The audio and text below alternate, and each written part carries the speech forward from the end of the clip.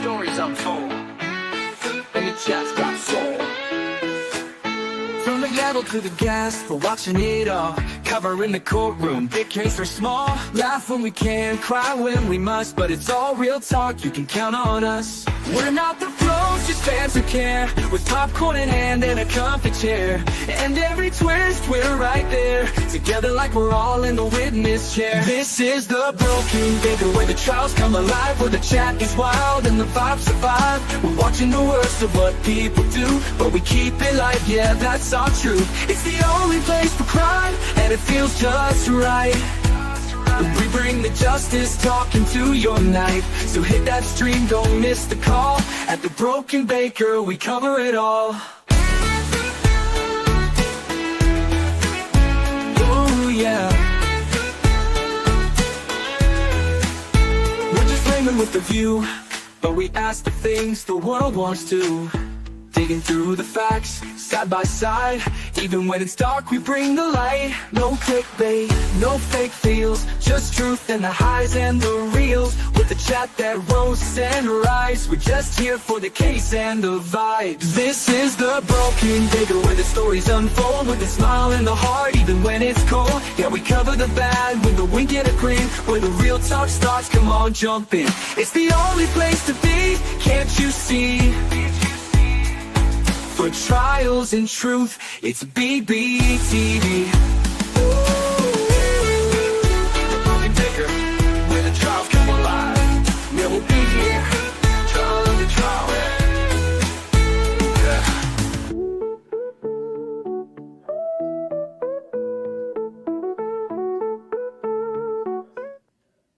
Good morning, good evening, good afternoon, wherever you are, whoever you are, what if any you might be, and welcome to another hopefully not so long day in court, because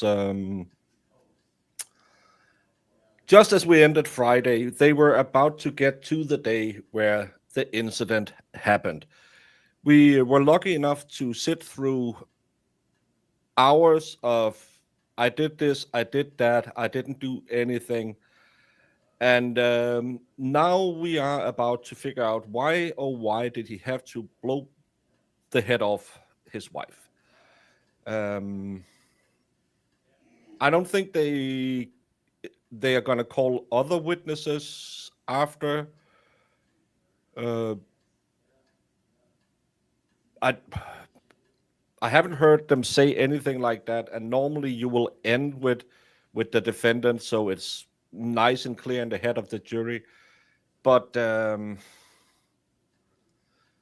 it wasn't a good showing on the stand. He needs to have a better story why he did it. But hey, Lucy and M Spire and Mudrocker and Stinger and Iris Toy, Shannon Logue. Well, that means it's a good song. Hello. Hey, Caddy. RJ. Let's see how regarded it gets today. I think it'll get very regarded. Hey, Carly. She probably wouldn't shut up. I think she might have been nagging, and that's one of the reasons you are allowed to unalive. Hey, Noodles. Out here, it's been a little bit rainy, but the sun was actually out when I left the gym this morning, so that's pretty nice. Hey, Denise Christmas, how are you doing? And Pixie, good morning. Well, good night to you. Malin.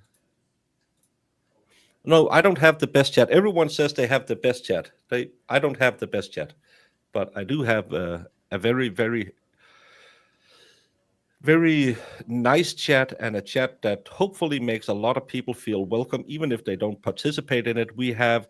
I feel like we have a good family gathering here. We have the nice people who are talking about the trial. Then we have Zach, who's kind of like that severely autistic brother that normally you just let stay in the attic. You have Brandon, who is kind of the uncle who say wildly inappropriate things.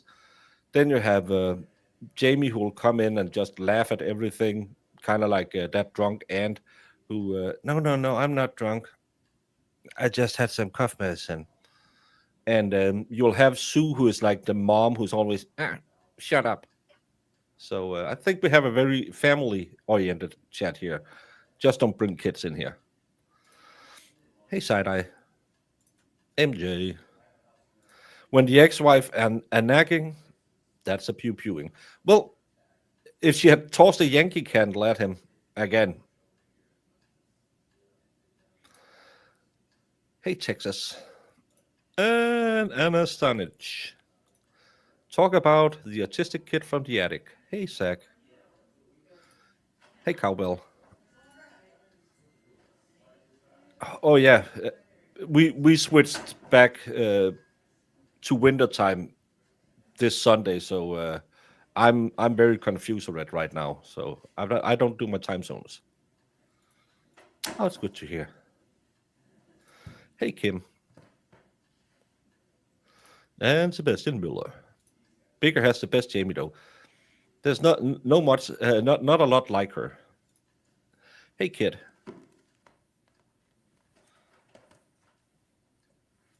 Legally blonde who's just here to be pretty. Well, if you say so, I think you bring more to the table than just your beautiful visage. I don't know why Sue has such a big following. Hey, AJ, how are you doing? By the way, this Saturday,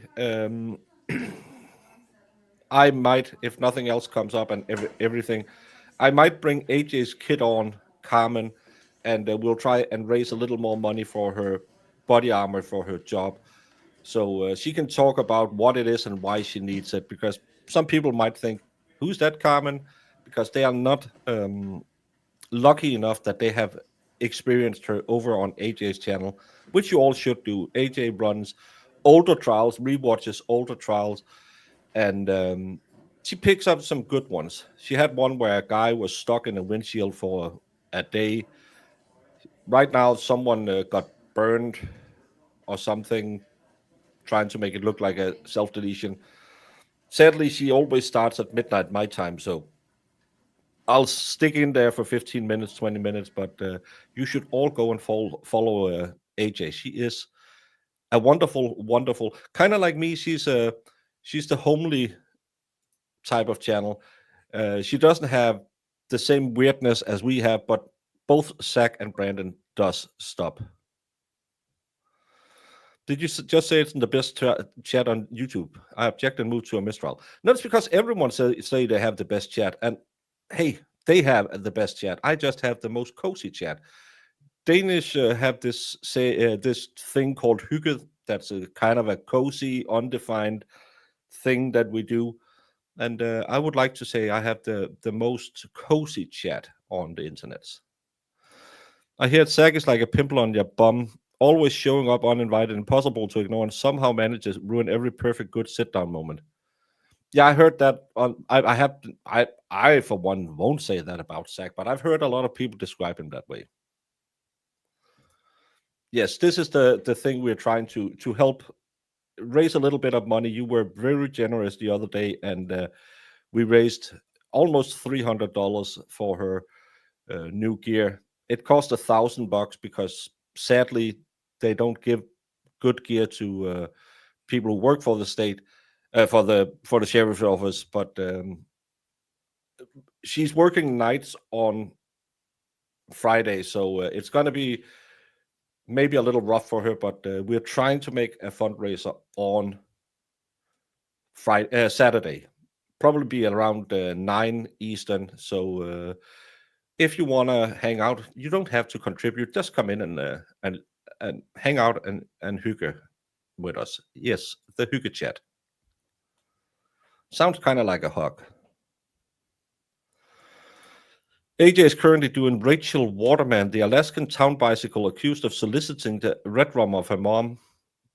Yeah, and then torching her car. Kim, oh my. Oh my. Anime, it's Monday, so of course you show up.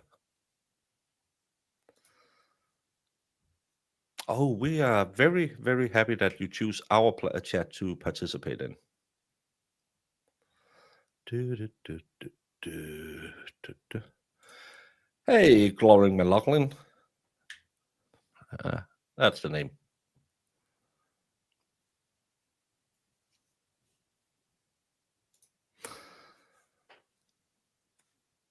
In Denmark, we have this thing called radiators. You can turn them up, and heat will escape from them, and then you have a house that'll keep the heat. So again, you can wear shorts all year round.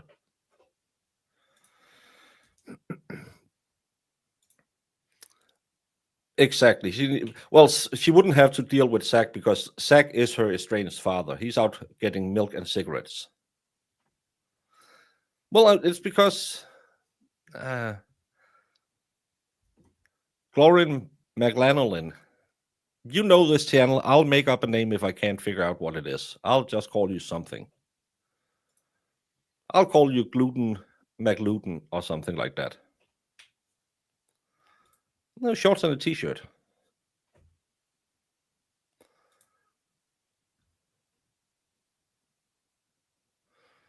Hey, Cindy Lou. Woohoo. I'm outside. My dog is making a Jackson Pollock painting out of my yard. Why the hell did that look like that? Oh, that's why. Hello, Jennifer Duncan. Is it very cold? It's not. It's not hot. It's 10 degrees, so it's still acceptable to wear shorts outside. I went to the store. Went to the store yesterday, and I hadn't seen that it was raining, so I was put on my headset and my hoodie and just went out, and then it just started raining. And when it rains in 10-degree weather, it gets a little cold on the little pig feet. I met my neighbor. She was like, haven't you seen the weather forecast? I said, it'll be fine. I'll survive.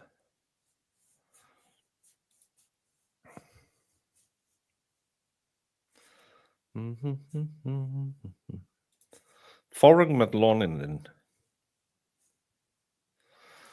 I disowned my daughter Carmen because she's a gay frog. At least that's what I tell AJ to get out of child support. I don't think that's enough to get out of child support.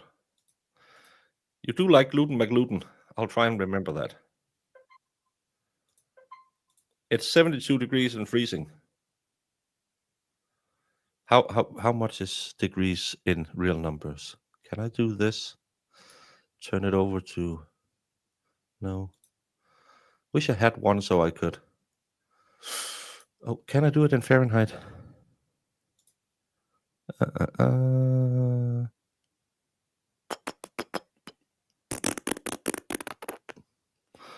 Can't I turn it over to Fahrenheit? Why can't I do that? I used to be able to do that. Oh, here it is. Well, it's 50 Fahrenheit where I am at. So it's a little bit colder than Florida. But the weather is kind of okay. It's overcast. It's not that bad. Whip. Whip. Now 50 degrees, you can still wear shorts out. Maybe have your socks a little bit higher.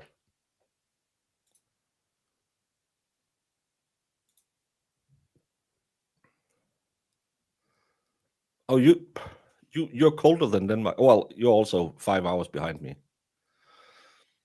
72 isn't cold. No, it's not. 38 in Massachusetts.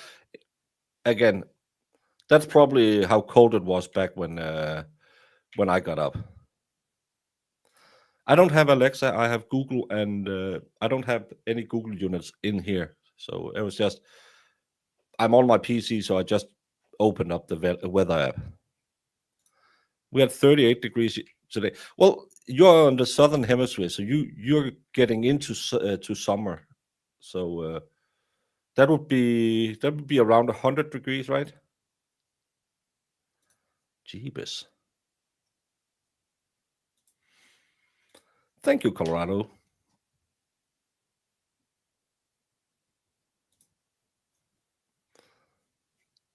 And we're talking about 11, 12 o'clock at night, 22 degrees.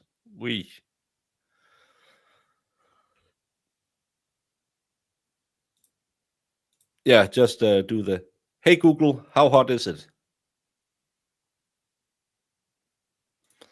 42 in Minnesota, perfect day for golf. As long as the sun is out and it's not too windy, it'll be fine. That's a little cold. That's summer weather in Denmark.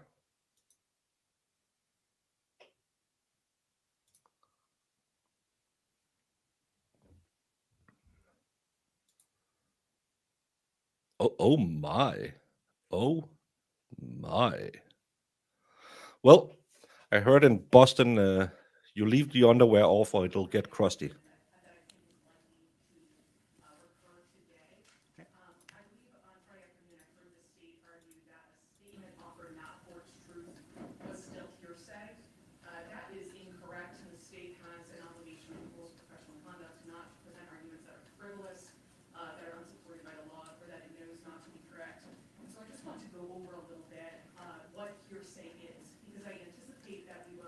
Elicit a number of statements of Caitlyn Naffziger today during Mr. Duren's testimony.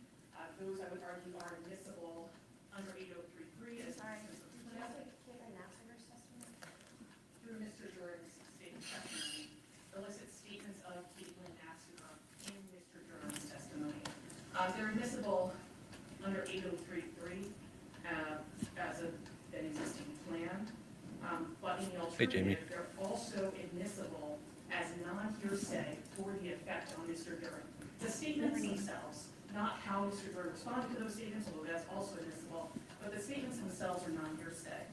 Rule 801C, hearsay means a statement that the declarant does not make while testifying at the current trial or hearing, and the party offers an evidence to prove the truth of the matter asserted in the statement. And quoting from State versus Plantamuro, 171, New Hampshire 253, quote, whether a statement is hearsay depends upon the purpose for which it is offered. If a statement is not offered to prove its truth, but is offered for some other reason, it is not hearsay, end quote. And Plantamuro is citing State versus Reinholz, 169, New Hampshire at 28.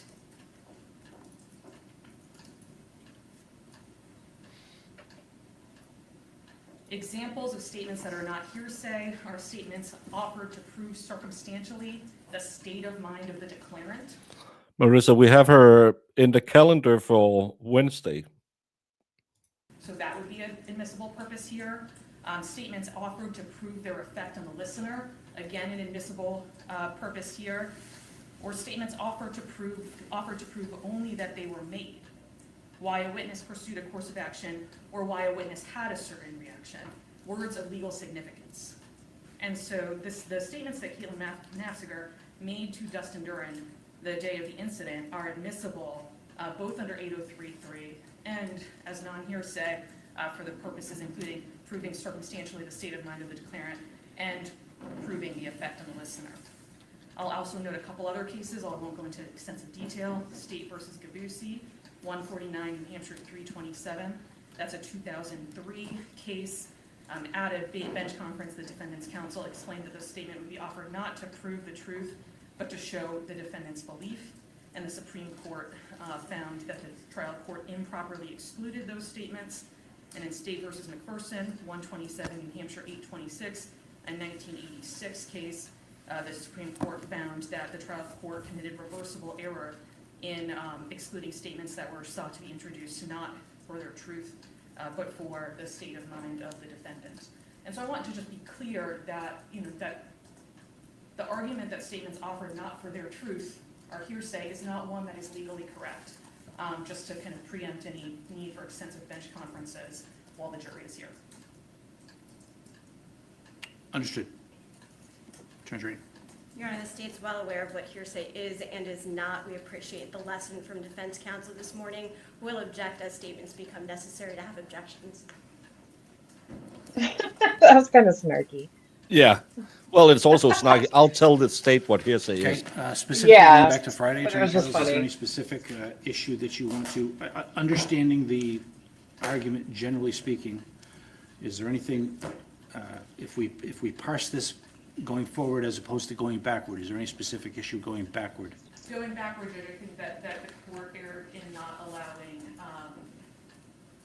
Mr. Duren to testify about the specific texts that he received from Ms. Naffziger for their impact on him, what the texts themselves said. The court allowed him to testify that he received texts and that they had an impact on him, but the language of the text themselves should have been admitted. Okay, Attorney Duren? Your Honor, the language of the text is hearsay. Defense counsel was given every opportunity to discuss the defendant's impression of those texts and what it meant. The testimony is what it is from last week. So this is the same issue we're having on Friday. If they're offered not for their truth, but for the impact on Mr. Duren, they're non-hearsay. That's what the rules of evidence say. That's what the case law says. With respect to texts, one of the things that I discussed during the bench conferences was there a specific text message that, out of many, that defendant wanted to introduce? And I know there was a large portion or a large volume of text messages. Thank I you, note Bailey. there wasn't any specific motion in You limine did. relative to the voluminous text messages that are likely to exist. I haven't seen them. They weren't provided to me, not that they had to be provided to me. But again, I would note that there wasn't a specific motion in limine relative to text messages so that they can be appropriately sanitized and addressed, which is typically what happens when there's a slew of text messages in any case. In modern communication habits, modern technology, modern society communication, there's a lot of text messages that go on. In my experience is typically if those are going to be highly probative on any issue, they will specifically be brought to the court's attention for purposes of editing and sanitizing what is usually quite a lot of hearsay and quite a lot of issues that come up, whether it's in texts or emails, quite frankly. And I note there wasn't a specific motion in limine relative to text messages. And again, I think that the state of the evidence on Friday was that I was allowing defendant to testify about the effect of the text messages on him. So again, is there a specific issue within the scope of that? within No, scope the of my judge, prior rulings? the judge has been a Is there male something the whole specific that time. Defense counsel, one specific text or comment that the defendant? Kim, please don't mention it. Jamie is a little. She had some cabbage yesterday, so we don't mention her farting. We just. What was that? Did you forget to mute? No, I didn't hear anyone fart, but I thought it was funnier to didn't blame either. you than anyone else. Yeah. I was muted the whole time, so it wasn't me. Sure, Jen. Is asking you to reconsider at this point in time. Yes, Judge. As I mentioned on Friday, the specific text that we received, and I'm not seeking to have this entire packet admitted to the jury. Okay. Mr. Duren can testify what the texts he received are, and that would be sufficient. So the ones that I think are particularly at issue are the text messages where Mr. Duren asks, "So were you planning to stay with her, or are you staying at our house?" And Ms. Naffziger responds, "I spent most of my childhood running out the back door barefoot and hiding in the woods. I am not going to trap myself in an unfamiliar place where I am uncomfortable for several consecutive days. No one benefits from someone being debilitatingly anxious." And Mr. Duren responds, "Okay." The second step. So let's stop right there. So are you seeking to admit that one? Yes, I'd like to have Mr. Duren testify as to that exchange. Okay. Attorney Duren. Your Honor, we understand that defense counsel is standing in front of this court saying that we're not trying to.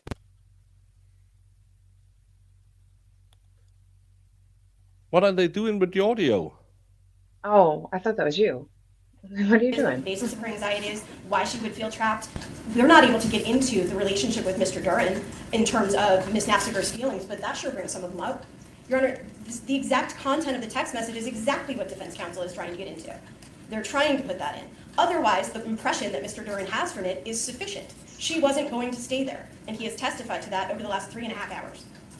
As to that specific text message, motion to reconsider as to that specific message denied. Next one. Yes, Judge, and again, this is a set that I reviewed specifically with the court on Friday. Yep. Is it just you and Brenda? Is the question from Mr. Duren. The response is, "She'll drop me in Valen. She has to get back to work more," from Ms. Naffziger. And then Mr. Duren says, "Is she picking you back up then?" And Judge, I think we have a fundamental issue here, which is that the content itself is admissible as non-hearsay. Not just the response of like, this is how the text made me feel, but that what the text says is admissible under Gabusi, McPherson, under Plantamuro, and under Rule 801C2. And so it's not just the response, because the response is meaningless without understanding what causes the effect on Mr. Duren. Okay, with respect to that one, Attorney Duren. Your Honor, if that's defense counsel's argument, then they're arguing that the response comes in for the truth. They're arguing that the response itself and the content of it is what the jury should consider. The effect on Mr. But Duren. what the effect is on Mr. Duren, he has testified to.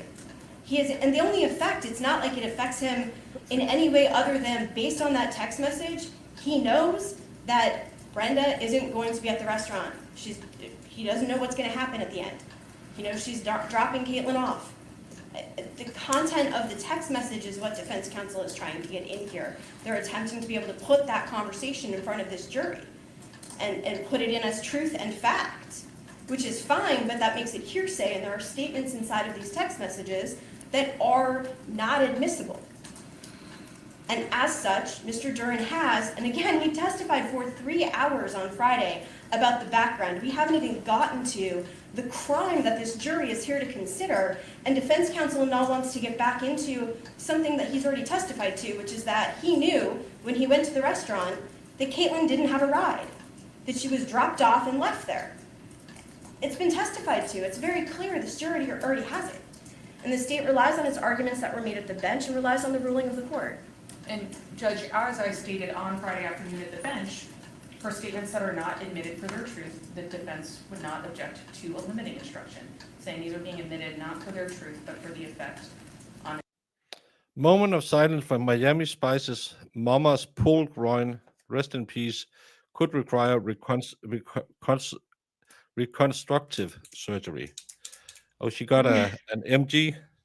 Oh, that's tough. That's MG has suffered from a pulled groin for the last 2 years, Jamie. He can't go to Tennessee because he pulled his groin doing karate.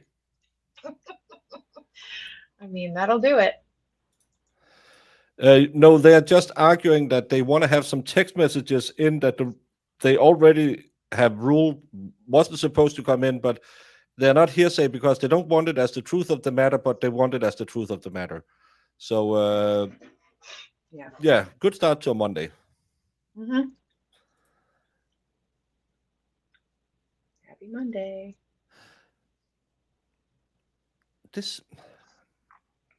I hate the new names. Hey, I know. Stace. Oh, it's extra hot goat yoga. Mr. Duren. And with respect to the statements that you've just indicated relative to that text message, number one, I fail to see the distinction between how they're not being offered for their truth. In other words, I understand the effect upon Mr. Duren. He's testifying about the effect that it's receiving upon him. He's testifying about the scope of his knowledge as it relates to what he's thinking, as it relates to Burn, his MG. objective state of mind, in other words, what he's going to do next. And I think he's also testified relative to his subjective state of mind, the effect that it has upon him. And I fail to see the evidentiary value when it seems to me that they are being offered for their truth Couple of as it hours. relates to the effect upon what's going to happen during the day compared to the effect that it has upon him as a listener. So it seems to me that they are being offered for their truth. I understand that you're arguing that they're not being offered for their truth, but the truth of the statement is the effect that it has upon the listener under the circumstances. Judge, let me give an example. If I am in a car accident, if my car is hit by a red car, and I call the police and I say, I just got in a car accident, I just got hit by a blue car, and the police then go and stop a blue car that they feel was involved in the offense. Mhm. My statement, I just got hit by a blue car, is admissible, the statement itself, for its effect on the listener, even though it's not true. So we're going. But you're a party opponent, right?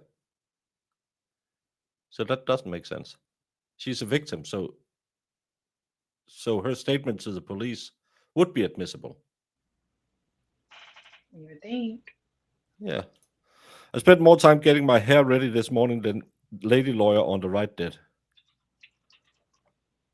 Well, this, I don't know what this ponytail is doing. But thank you, Left. Regardless of the truth of the statement itself had an effect on the listener, and that's the reason why it's being admitted. So whether or not, right, this statement would be admissible under its theory, whether Brenda had gone with him or not, her or not, whether or not it was true. It's not about the truth of the statement. The fact that it happens to be correct is irrelevant under this theory of admissibility. It is the fact that that had an effect on Mr. Duren, and he did something, he felt something in response. The same way the police would do something in response to my statement, I got hit by a blue car. Understood. Just to be clear, Your Honor, my notes from the testimony indicates that the defendant stated that based on the text conversation, he knew that Brenda was going to drop Caitlyn off. That confused him because it was a long drive.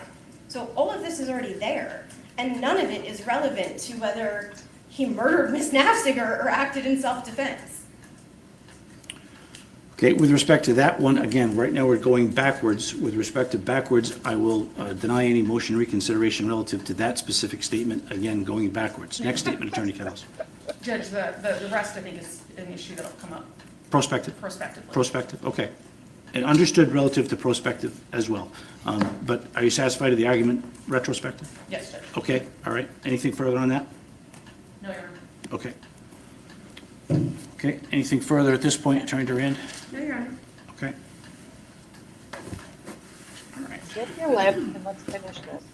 Ready for jury counsel? Yes, I'll just ask Mr. Duren to retake the stand. Okay, please.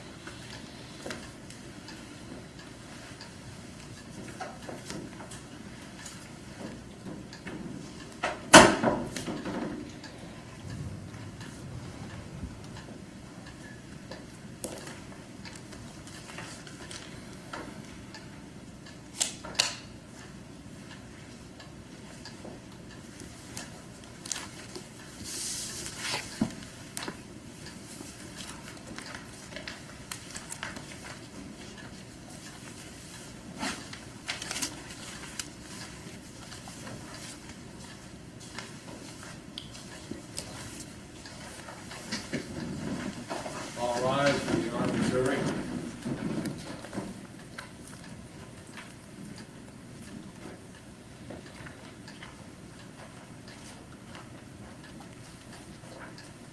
Orange County Superior Court is now in session. The Honorable Jonathan F. Gazelle presiding.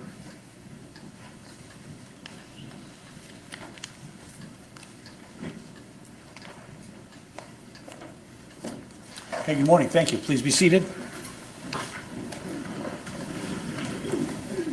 Okay, good morning, members of the jury. Thank you for your service. Thank you for your punctuality. As I've asked you in the past, I'll ask you again, because there is a media presence with respect to this particular proceeding.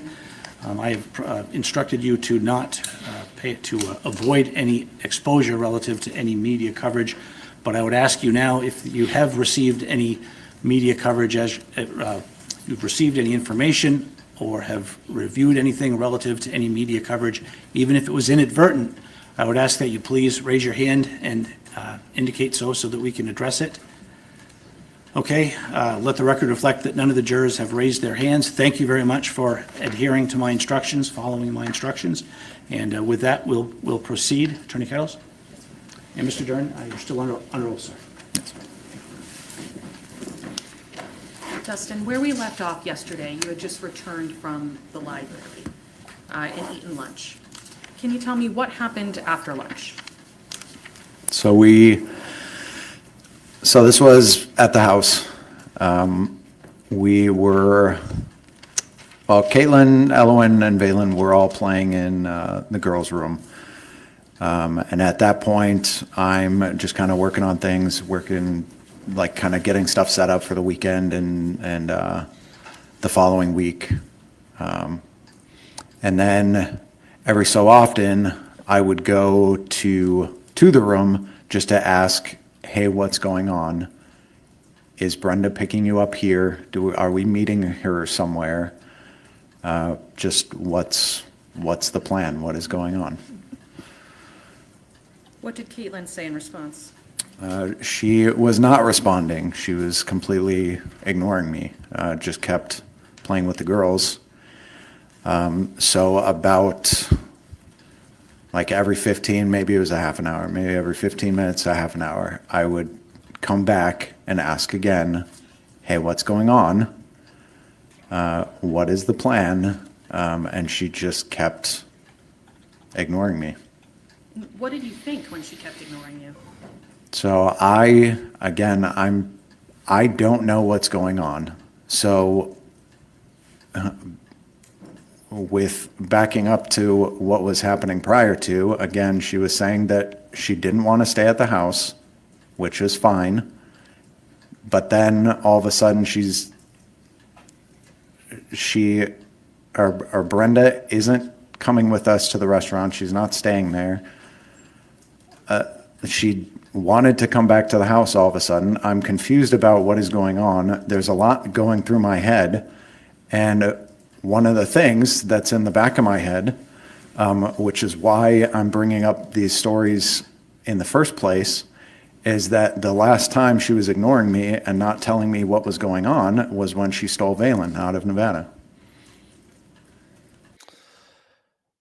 Does his answer that sounds like he's reading it off a cue card annoy you as much as it does me? Everything about this man annoys me. But he is talking like he is sitting and reading everything. Thank you, Mo Raiders. Welcome, welcome, welcome, and enjoy this guy. He is, I think this is hour 4 of him on the stand, and he still hasn't gotten to the part where he unalived his wife. He has rehearsed it in his head. Yes, and that's why they wanted those text messages in, because they feed right into the script they have made for him. It just comes off disingenuous when you talk like you are reading from a cue card. Yeah. No, we never heard anything about that other than she didn't want to be there and she wanted to be in Minnesota or something. Scripted because his ass is on the line. Well, normally they will still sound kind of conversational. This is so clearly a setup. I say this, you say that. You say this, you say that. It just, to me, it seems, a little bit. At some point, did you tell Caitlyn that she couldn't stay in your apartment anymore? Yes. So this is when I'm continually asking her about what's going on. I'm saying, hey, I said that you could stay the night, but you can't stay longer. So what is the plan? You can't stay here. What is the plan? Like, if I need to drive you all the way back to Hampton, fine, but I need to know what is going on. What was the next thing that she did besides just ignoring you and playing with the girls? So eventually, at this point, it was getting dark. And eventually, as I'm saying this, she finally gets up. She still hasn't said anything, but she finally gets up and goes to the couch in the living room. And she's on her phone. I don't know what she's doing. It looks like she's texting. So I'm thinking, okay, progress is being made. Like, okay, I'm assuming she's texting Brenda. Okay, she's figuring something out. Good, we're making progress here. Did you ask her again what the plan was? So after, again, I don't know how long this would have been, maybe 10 or 15 minutes. But again, she wasn't saying anything. So I'm asking again, are you talking with Brenda? Like, what's going on? What's the plan? And she's still not saying anything. So at this point, like, I'm obviously pretty frustrated. At this point, I'm just saying, okay, you know what? You're not responding. We're clearly not getting anywhere here. So then I'm making the decision that then I'll drive you all the way back to Hampton. I'll drive you the 3 hours or whatever it is, all the way back there. But we need to leave now. You can't be here any longer. We need to leave now. And what was going through your head at this point that you're telling her we need to leave now? So again, I don't know what's going on. And again, in the back of my head, I'm thinking, oh, the last time that she wasn't communicating with me was in Nevada with Valen. And I don't know who she's texting. She's sitting on her phone. I don't know who she's texting. If, like, did people come to New Hampshire with her? I don't know. Was she texting other people to, like, come to the house, and that's why she didn't want to leave?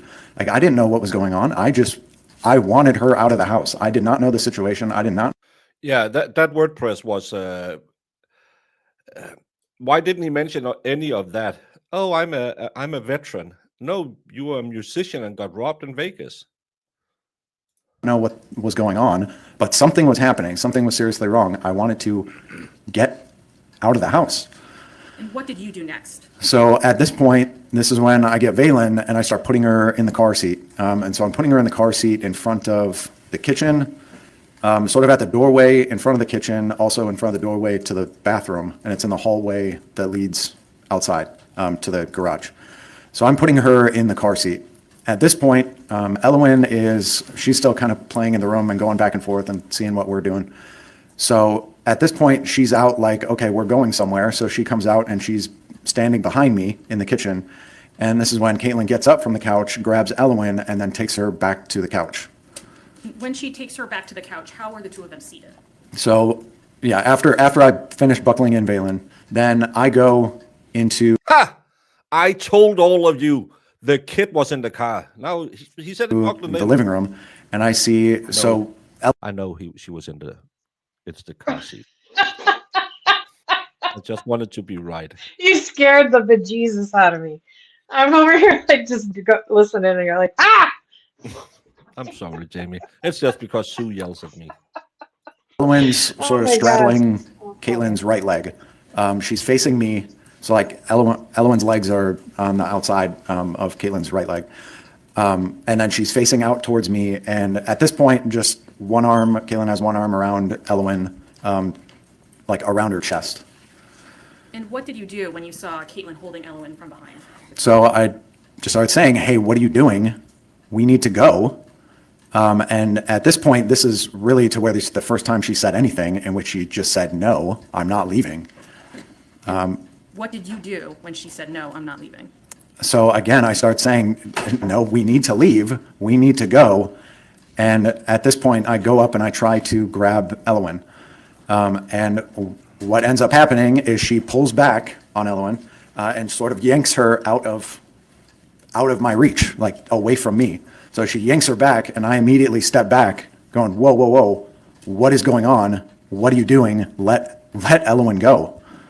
And so Caitlyn yanks Elwyn back. How is she holding Elwyn at this point? So at this point, just again this was with, I guess probably one arm at this point, but holding her across the chest and then like yanking her backwards. And you said you let go. Why did you let go? Because I couldn't hurt Elwyn. I didn't want her to be hurt. So you And shot what did you her do mom in next the after head. you let go? Yeah. So I'm really trying to ask, like, what is going on now? Like something is seriously wrong. What is going on?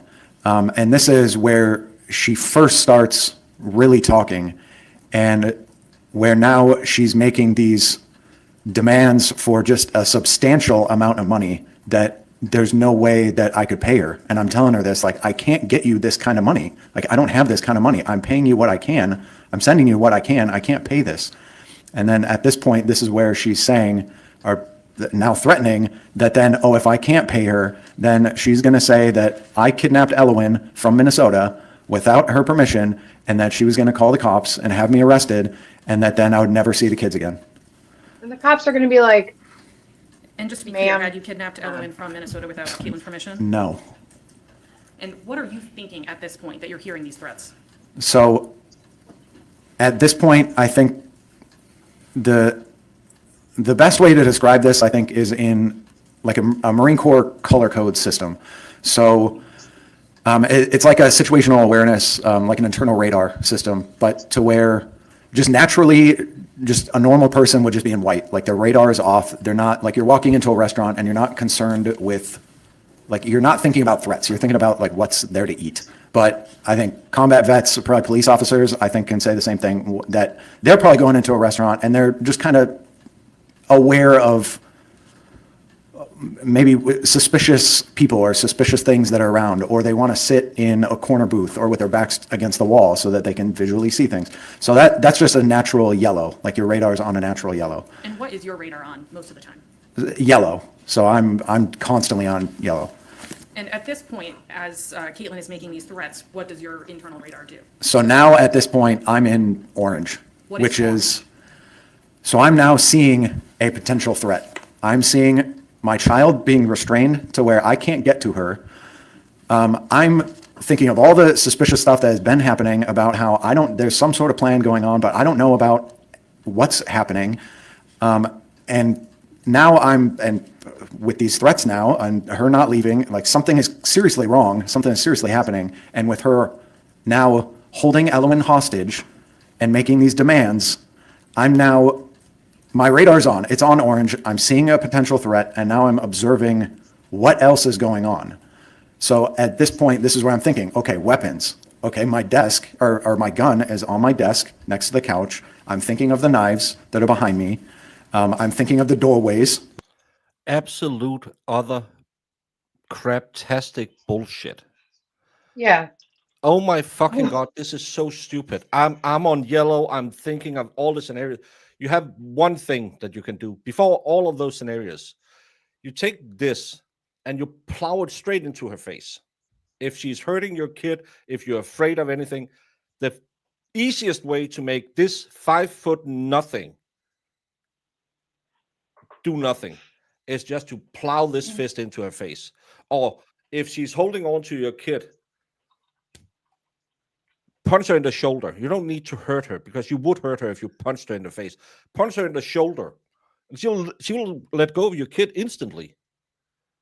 Take her hands, remove them from your kid. Do a million other things before you go to the ultimate decision. You have been taught this when you were back in the Marines. Remember, everyone is a rifleman first. It's insane Like the that front- this is where you go with Yeah. it. He could even have called the 911 so easily. She wasn't going anywhere. She didn't have a vehicle. Again, or give her a memory cookie. Just a quick memory cookie across the head. Most people will snap out of it and forget they're holding a child, and then you can get away with it. Yeah, you'll get in trouble with the law after. Do you know when you will get in more trouble? When you pull out a firearm and pew someone in the face. You'll get in way more trouble. Yeah. It's not just a custody battle you will fight then. I know. He should live in Canton. It makes sense if you don't think about it. Jesus Christ. Door is behind me. I'm thinking, is it locked? I think it is. The front door, or the door that's in front of me, is the back door towards the garage. And I'm thinking, okay, that door I think is unlocked. I'm conscious of, oh, she's been sitting on her phone. Is she texting someone? Are people coming to the house? Because I don't know what's going on. She's on her phone. Is people coming to the house? And that's why she doesn't want to leave. So now I'm thinking, I'm conscious of like the windows. Are there lights shining in the windows? Like, is someone pulling up? Are there car doors shutting? Are there people talking outside? I'm just listening for all this stuff. It's just this heightened sense, the situational awareness, where I'm just in a heightened state trying to figure out just everything that's going on. And what do you do while you're in this heightened state? What do you ask Caitlyn? So I'm now, again, I'm just trying to say, hey, just let Ellen go. Like, really just let Ellen go, and trying to figure out like what is going on. And again, she's just talking about these, like how she wants money. And if I can't pay her this money, then I need to sell my car and give her the money from my car. And again, I'm trying to explain, like, I can't do this. I'm sending her what I can. I can't send her this money. And then she just continually threats that, okay, then you're never going to see the girls again. She tells you you're never going to see the girls again? Yes. And what was she doing while she was telling you she's going to take your girls and you'll never see them again? She's Make you mad? holding Ellen hostage in front of me, using her as leverage to try to get what she wanted. Words you can use okay. for self-defense.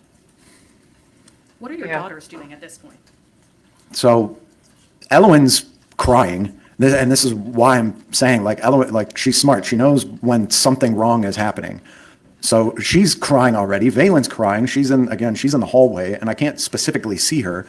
Like, at this point, too, I can't take my eyes off of Eloin or Caitlyn.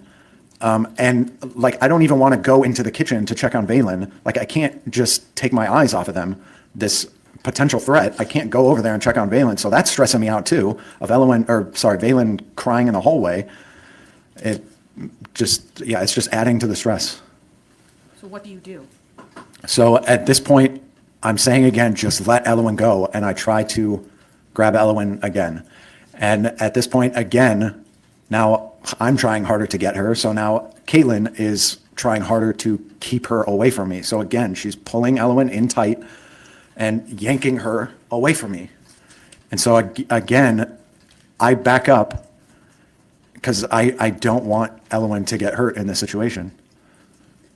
And what do you do after the second time you try unsuccessfully to get Eloin out of this situation? So at this point, and this is when I'm talking about the point that I'm yelling. At this point, I am yelling. I'm yelling like, what the hell do you want? I'm just screaming like, what the hell do you want? What is going on? Like, let Eloin go. And she's refusing to do it. She's just saying no, like, I need to pay her. And again, if I wasn't doing that, then I was never going to see the girls again. I can tell you what was the reason. He was about to lose Eowyn. He didn't give a shit about Vaylin. Nothing he has said about Vaylin gives me any idea that he feels any connection to her. But he was afraid of losing Eowyn. And he thought, well, if I kill her, she can't take her. That's the reason why he pulled the trigger. I am 100% sure. We see this a lot in custody battles when it gets emotional. But then go with the emotional, get manslaughter, be out in 5 to 10 years. So stupid to go with this one. Mm-hmm. Yeah, it makes nothing. No sense. Look at this name, 6205100. Come on, YouTube. Yeah, what the heck? Sue is in her pool. She's always in her pool. He seems much more passionate about the child support money than about Eowyn. Well, I think he's passionate about Eowyn, but he's way more passionate about the child support than he is about Llewellyn. I can't remember the last kids.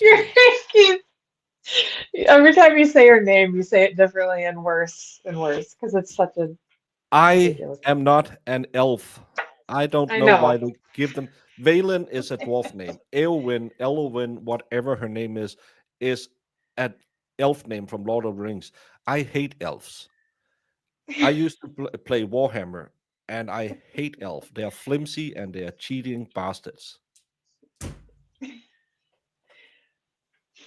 Oh my God. Marissa, Yeah. it's his heightened awareness, his spider sense told him a car outside, a knife in a drawer. He had to do it, Marissa. She might have been calling people to come jump in, all the things. Yeah. He is actually a Marine. And as a Marine, you are a rifleman first, Marissa. And your lunchbox is crayons. And what was Caitlyn doing? You said what she was saying, but how is she holding Eloin at this point? So she's still got her at this point, still one arm, like maybe the other arm is like on her hand or something. Like, this isn't full bear hug. This is like one arm around her chest, but yes. And what is going through your mind? So I'm trying to figure out what to do. Just with everything that's going on, I'm trying to figure out, like, how can I get Eloin out of this situation? And I'm just pleading, like, please just let Eloin go. Just please let her go. And at this point, she's not responding. And to her phone, I'm noticing to her phone, because her phone was sitting down on the couch at this point, but it was on the couch and it was flashing, like white flashes, like she's getting texts or something like that. So again, I'm like, I don't know what's going on. All I'm thinking of is I need to get Elwyn out of this situation, just getting out of here.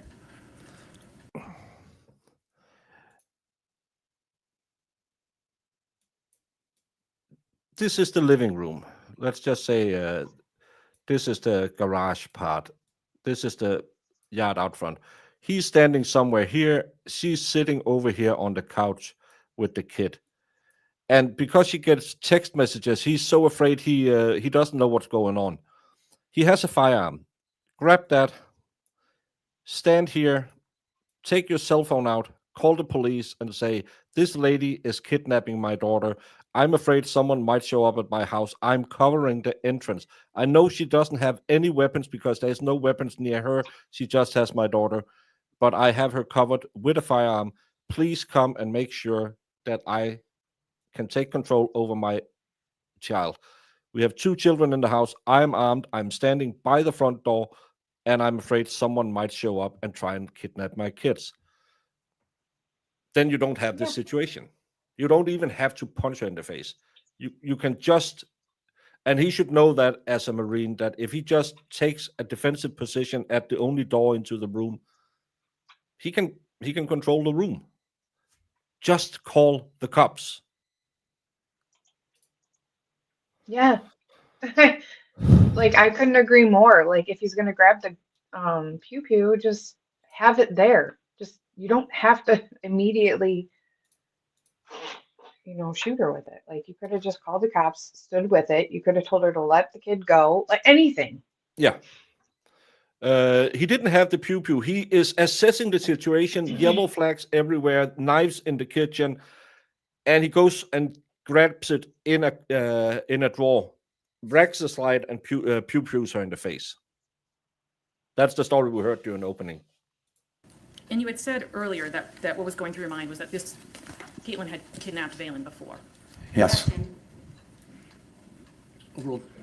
What's different this time?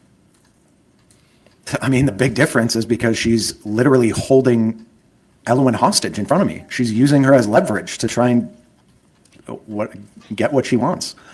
Does she have a weapon And what are to you the saying baby? Again, I'm just pleading for her to just let Elwyn go. And yeah, she's just not, at this point, she's just not responding to me anymore. What do you do next? So this is when I try to make this final attempt to get Elwyn. So my thought is, okay, I'll try to grab like Caitlyn's wrist that's across Elwyn. I'll try to grab her wrist. I'll try to get behind Elwyn's back to pull her away, to like simultaneously pull her arm and pull her away.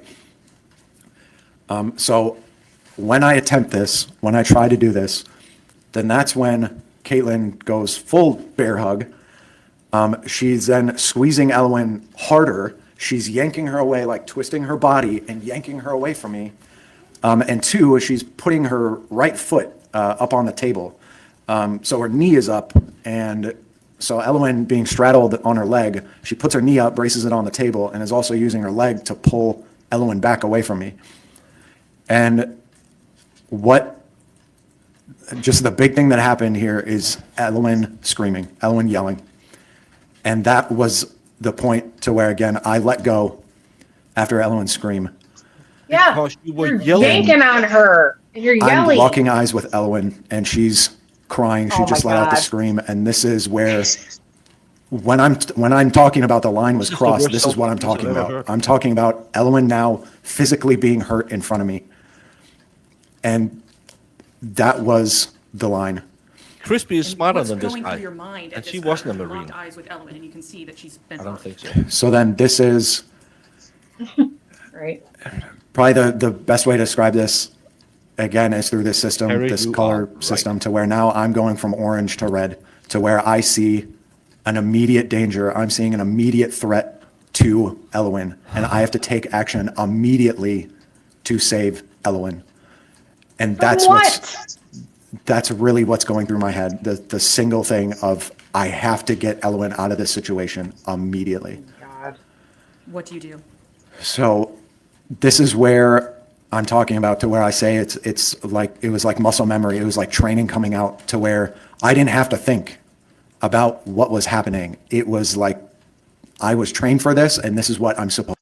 No, you weren't. Stop fucking using your uniform as a shield.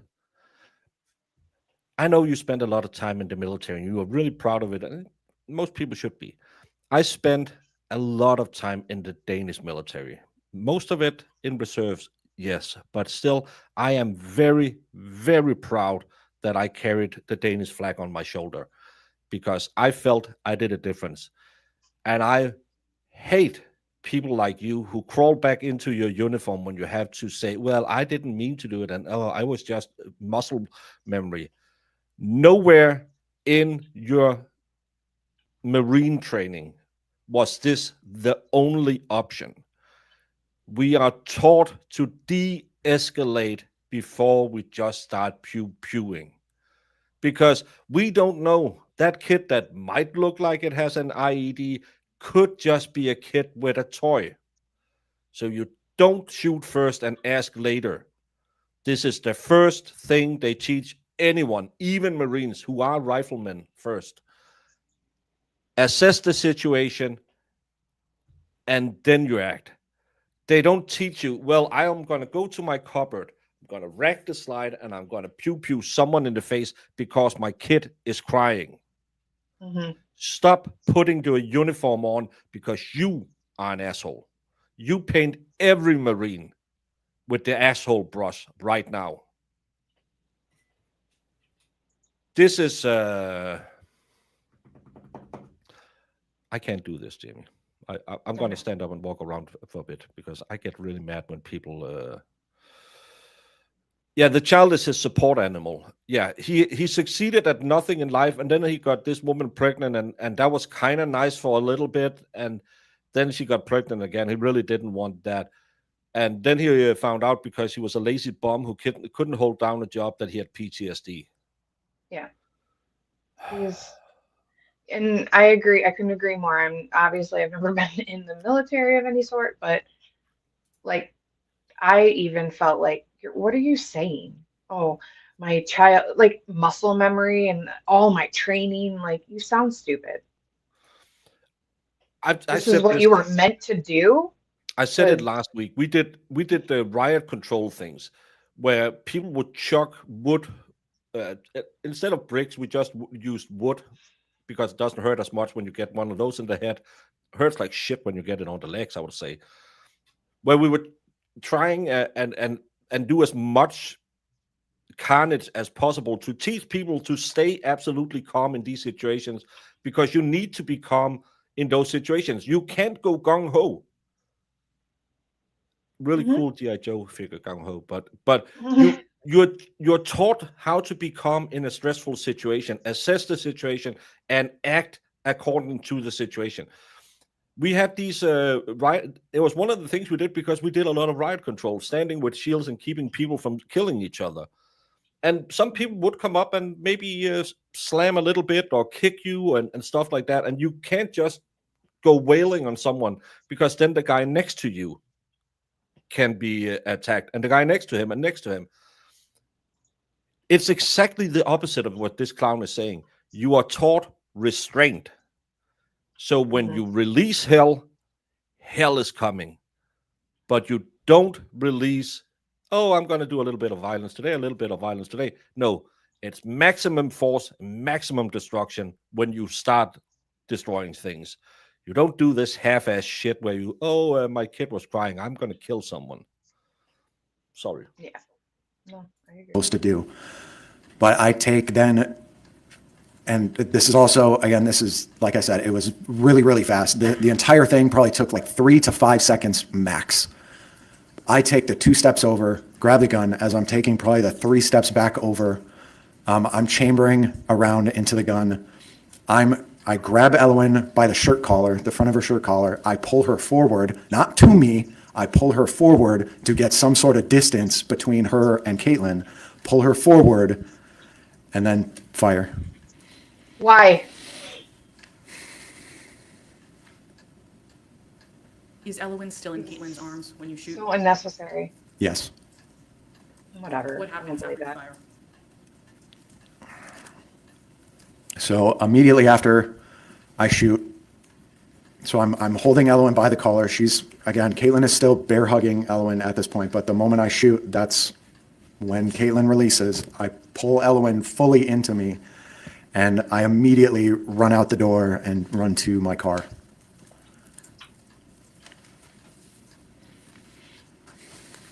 Nothing you could have said.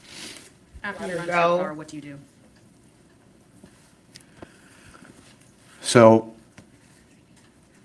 once I'm in the car, this is when, again, the very first thing I'm thinking of is I need to make sure that Elowen is okay. So we sit down in the car and I'm just checking her over, like physically, to make sure that there's no, like nothing wrong with her, that there's no physical injuries wrong with her. I'm like checking through her hair to make sure that there's just nothing wrong. And there wasn't, but all she's complaining about is she's covering her ears and saying loud, loud. But she's still responding to me. I know she can still hear me, but she's just complaining that it was loud. And as I'm checking her over, I'm not seeing anything physically wrong with her. There's also nothing on her.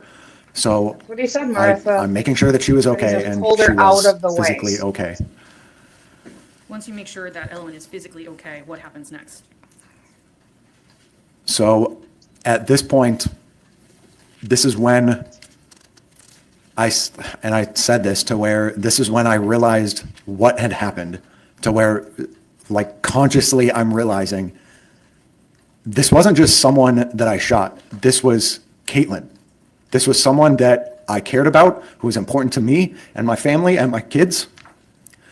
This wasn't just some random person. And I immediately felt horrible. And I didn't understand what was going on. Like, why was this happening? What just happened? Why was this happening? I didn't understand it. Because you're out of control.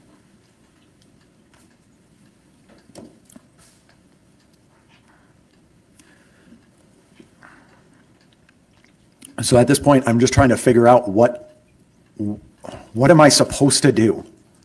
I didn't know what I was supposed to do at this point. I'm not thinking like, yeah, I'm not thinking, oh, I'm justified actually because of XYZ. I'm thinking, no, I just shot someone that is not just a random person. This was Caitlyn. I didn't know. I'm trying to figure out what to do. And this is again to when just sort of basic instinct is coming out, to where I'm thinking, well, I need to make sure that my kids are okay. So I'm thinking, okay, Elowen is physically okay, but I need to make sure that she's mentally okay too. I need to, because again, I don't know who she was texting, if people were coming to the house. I didn't know what was going on. I wanted to get out of the area, out of the immediate area first. And I wanted to spend time with the girls to make sure that they were mentally okay. So at this point, this is where I'm literally running into the house, just grabbing necessities. I'm like, okay, I'm just grabbing clothes. I'm grabbing a blanket. I'm grabbing a pillow. I'm like grabbing food, water. I'm just grabbing necessities to just bring back to the car. This all probably took maybe 5 minutes total, as I'm just running in the house and just grabbing things. I know, yeah, I grabbed my computer and my hard drive. I guess it was because, okay, my computer is my life outside of my kids. Like, this is where I do all my work. Like, my hard drive, literally the only thing that's on my hard drive is all backups of my work. So I guess I'm just thinking like, oh, well, this is a necessity. I just have to grab it. So I just grab it. And as I put all this stuff in the car, then immediately take off after that probably took like 5 minutes. Did you turn out the lights and deadbolt the door? I mean, I guess I don't consciously remember doing it, but I guess it makes sense because that's just what I would normally do. Like, hey, I'm leaving the house. I'm turning off the lights. I'm locking the door. I mean, deadbolting the door. I don't even think I had a key to the actual doorknob. I think the only key I had was for the deadbolt. So I guess it was just something natural that I would do as I'm leaving the house. Is just turn off the lights and lock the door. And so, have you also put Valen in the car at this point? Yeah, yes. Valen's in the car as well, yes. If it's not obvious, she was the very first thing I went and got from the house, yes. And what did you do next once you had packed up the car? So at this point, I immediately got I got out of the immediate area. And Ellen and Valen, they both fell asleep pretty much immediately once I started driving. So I just kept going. I just kept driving. Eventually I got to Concord and to where they're both awake at this point.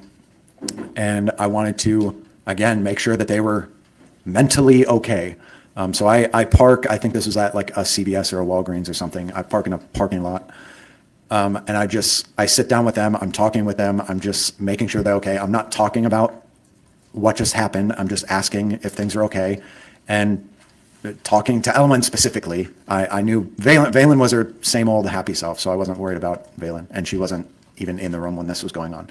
But Elwin, I'm talking to Elwin, and she seemed good. She kept saying like, I'm okay, Dad, I'm okay. And so at this point, now I'm thinking too, okay, well, I haven't received any texts from anyone. I don't know. Again, I don't know if people were coming to the house. I haven't heard anything. I don't know what's going on. I don't even know if anyone knew what had happened. So I'm thinking I have to tell somebody. So at this point, I do three things. So first I make a video just showing that we're all okay, that Elwin and Valen specifically, that they're happy and that they're okay. So I just record a video. I'm telling Elwin that I love her, and she's saying, I love you too, Dad, and I'm hugging her. And then Valen, I'm saying I love Valen, and Elwin says, oh, I love you too, Valen, and we're just hugging and just making a recording showing that we're okay and we're happy, and that we're okay. And then I send that to my parents. The second thing I do, because I was already thinking this before I had called my parents, but I was thinking again, I didn't know what to do. I didn't know what was the right thing to do in this moment. And I didn't understand what was even happening at this point. What had happened, like the why, the what, but anyways, so I'm thinking, okay, I still want to spend more time with the girls. I want to, again, just make sure that specifically Elwin is mentally okay. So I'm going on Google Maps, and I'm sort of planning a route west because I knew I was going to shut my phone off. So I'm planning a route southwest through New York, and I'm writing it down on a Post-it note, which the Post-it note that was still in the car, so you could literally see the route that I took. But I write it down on the Post-it note, and then 3, I call my parents. Who do you speak to specifically? So specifically, I call my mom, and I don't tell her anything specifically what happened. I just tell her that I shot Caitlyn, that the girls were okay. I can't remember his name. He was the one who was dressed like a Vietnamese worker, and then he hid his disguise in his couch and his garage. I can't remember his name, but he was a fun guy. It didn't cover that one. Yeah, I don't remember his name either, but I know who exactly you're talking about. Yeah. Tell us? That Yeah. I was tell going us. to go yeah. dark for a little bit, as in turn my phone off, specifically because I didn't want anyone to find us at that point. I wasn't trusting anyone else to make sure that my girls were okay in that moment. Like, I was the only one that could make sure that my girls were okay. So I didn't want to be found at that moment. So anyways, I'm telling my mom this, and I'm telling her, hey, you also need to call the cops to make sure that they know what happened. And that was the extent of the conversation. I didn't tell her anything more than that. Which of your parents do you think would call the cops? I mean, I guess I would assumed it would be my dad, and especially as a retired deputy, and I assumed he would be the one to do it. What did you do after you talked to your mom? So at this point, this is where I did turn off my phone. And again, I just started driving southwest. So I drove kind of throughout the night, and made it somewhere into New York. to where it was specifically at a Love's gas station. And again, you could figure out where exactly I was from the Post-it note that I wrote down, like the directions on the Post-it note. You could find this gas station. But anyways, so I stopped there. I parked up. There was a gate or a fence in front of me. Pulled up to that, and that was overlooking the freeway. Just pulled up to that, and then just the girls and I slept in the back seat and just slept for the night. What did you do when you woke up? So we woke up.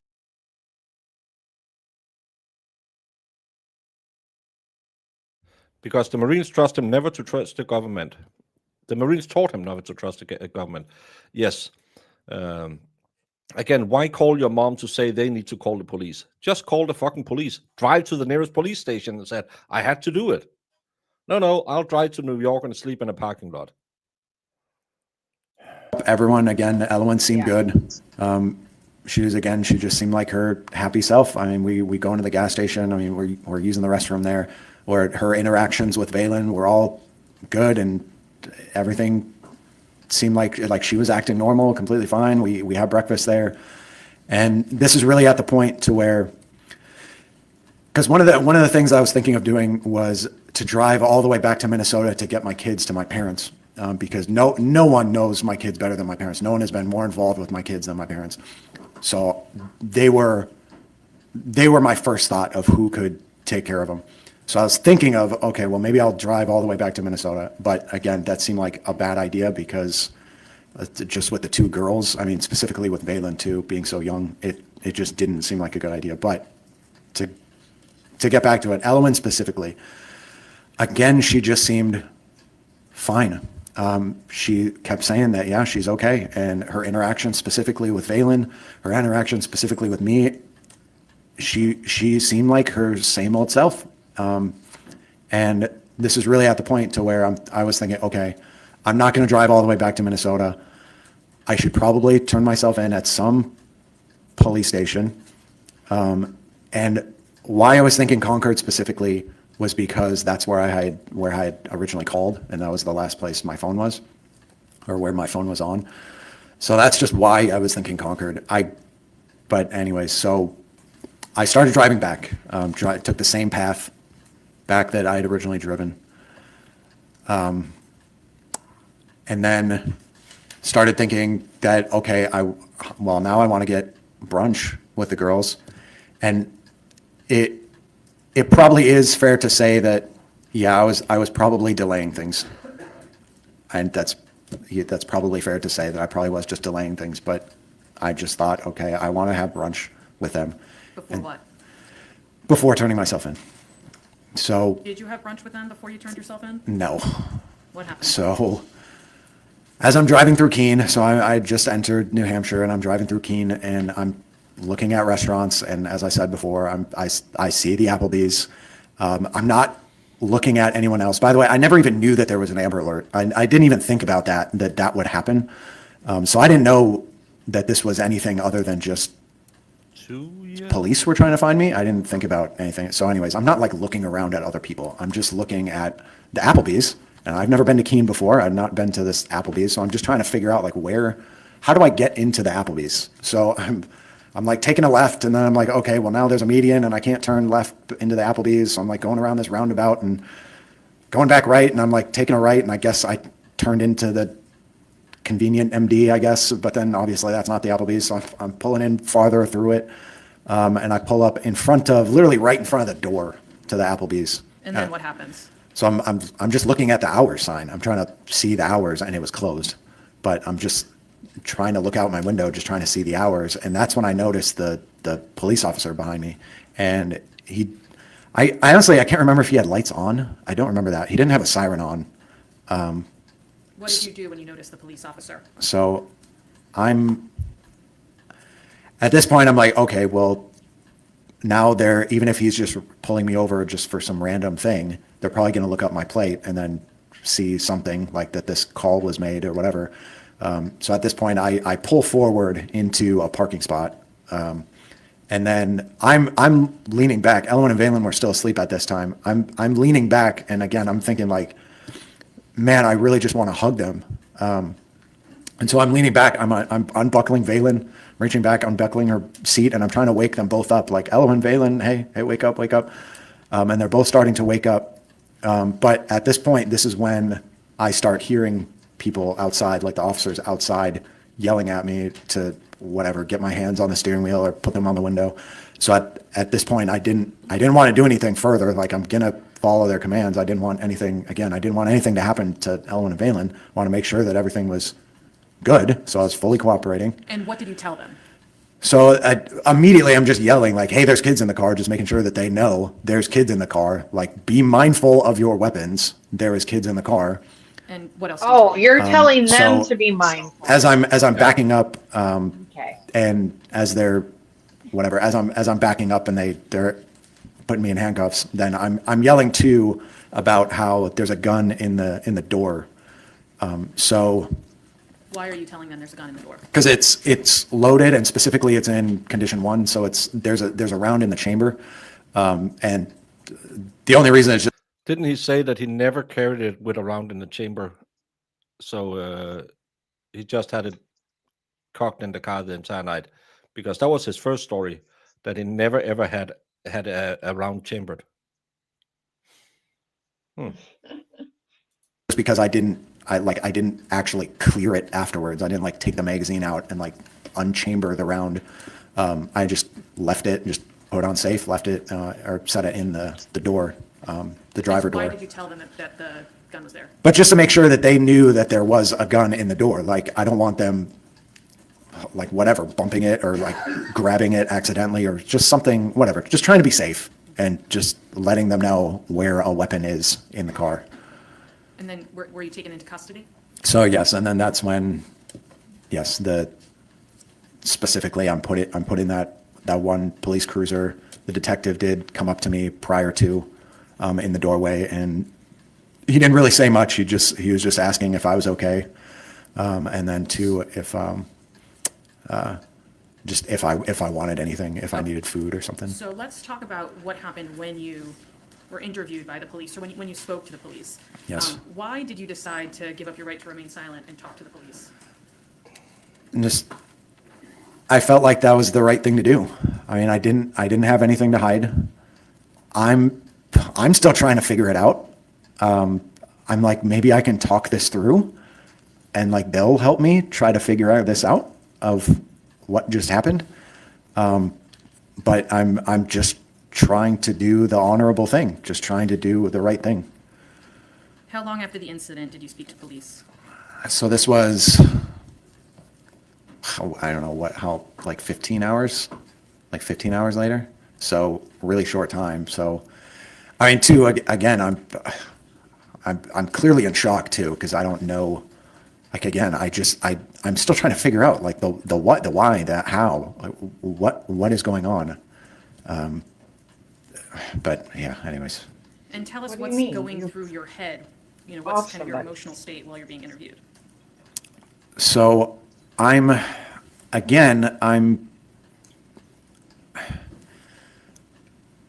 not thinking of like, legally I'm justified, so this is completely fine.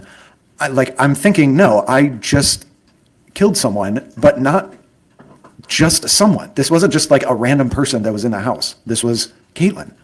This is the mother of my kids. This is like, I'm feeling just this incredible, really personal guilt of like, how did this happen? Like, and there's this battle in my head of, I don't feel like I did something. Like, I don't feel like this is my fault. Like, I didn't want this. Like, I didn't put this position together. Like,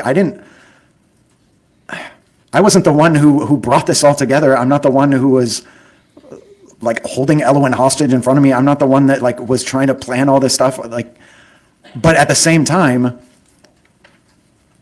I still fired the shot. So I didn't know. I felt this really big, just personal guilt.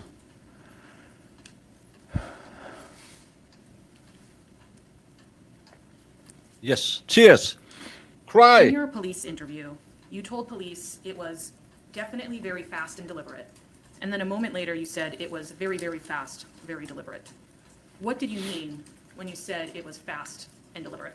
So again, with the fast, again, this, like I said, the entire process maybe took 3 seconds, like maximum 5 seconds. So again, incredibly fast.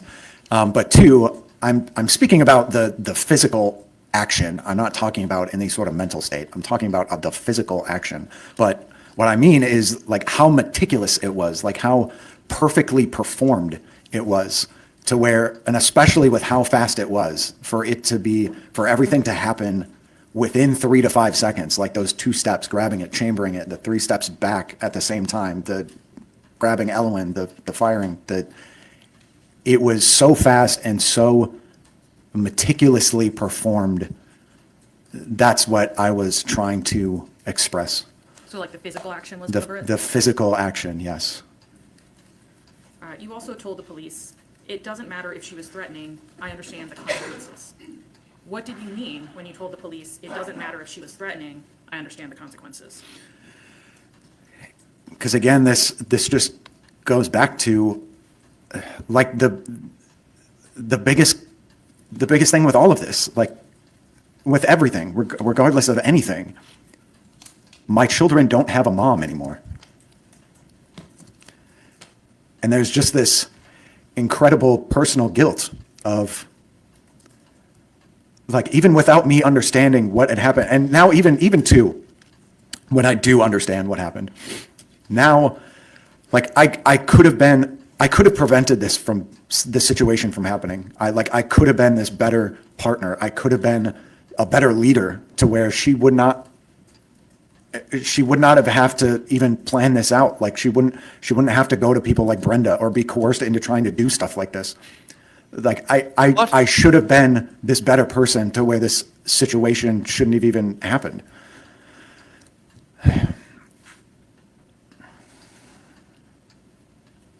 You told the police that you didn't know if you wanted to address whether you regretted shooting Caitlyn, and that it felt like a trap question. Why did it feel like a trap question? So either response felt like the wrong response. So if I said yes, that I regretted shooting her, then that would mean that, oh, so previously I did want to, but now I don't. Well, that's incorrect. So that felt like a wrong response. But then if I say no, then that means, then I just don't care that she's dead, which is also a wrong response. So it felt like whatever I said was just not the right answer. Along the same lines, you said, not that it even justifies anything, but she's just my everything. What did you mean by that? So again, like, I don't mean to just keep rehashing the same thing, but obviously Ellen's the purpose in my life. I mean, she really is my everything. And just like trying to understand what had happened, just trying to figure out, like, did it matter? Like, how much did that matter? Did it matter that she was hurting Ellen in front of me? Did it matter that she was holding her hostage? And I'm just,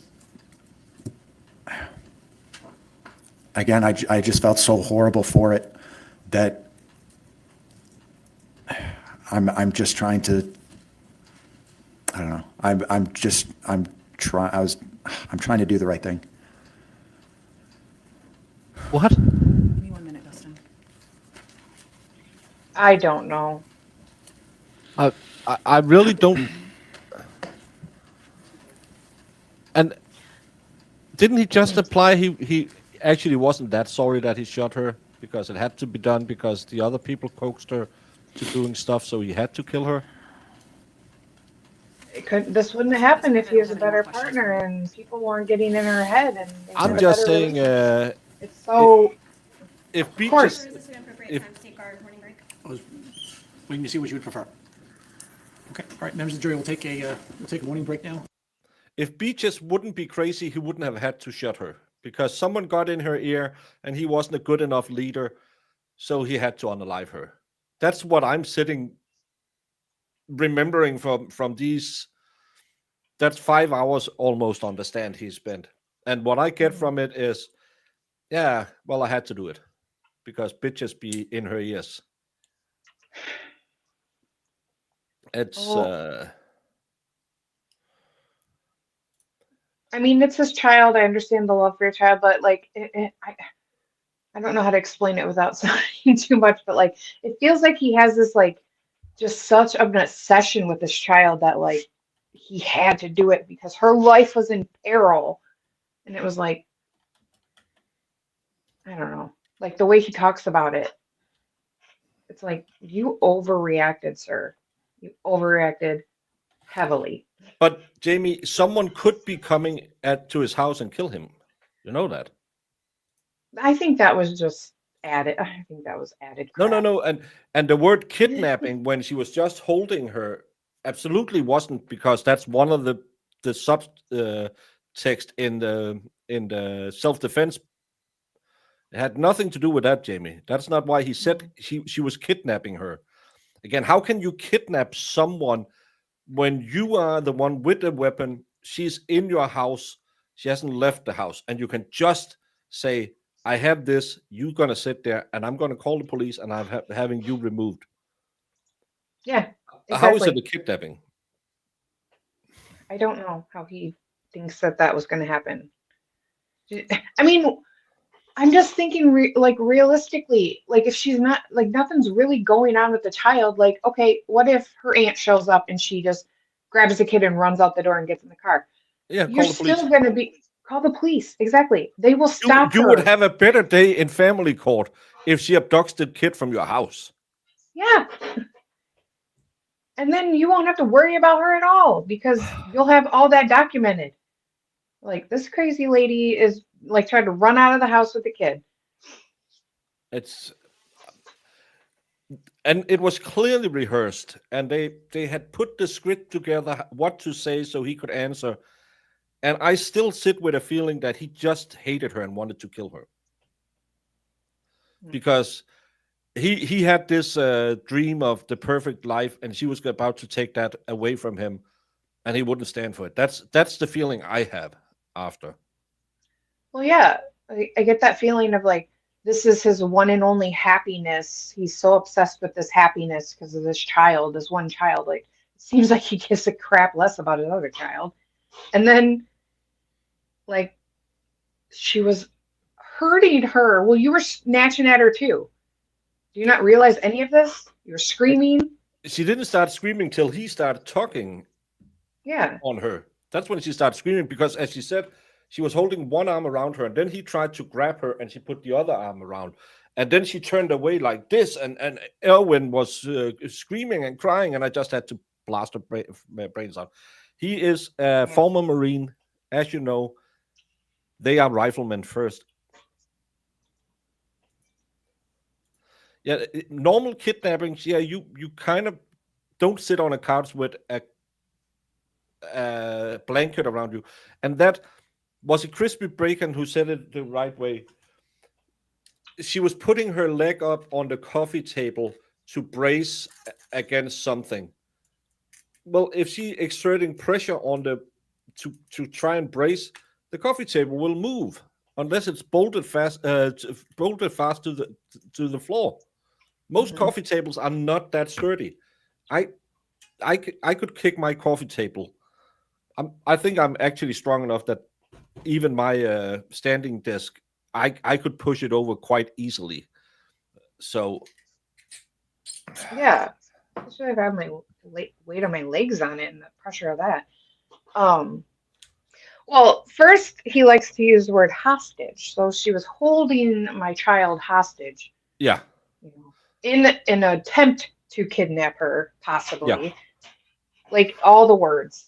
Because those words are a part of a legal self-defense of others, is to prevent a kidnapping and to save someone being held hostage. They are, so of course, it's kind of like, if any of you know there's a guy called Aiden Carney, Turtle Boy.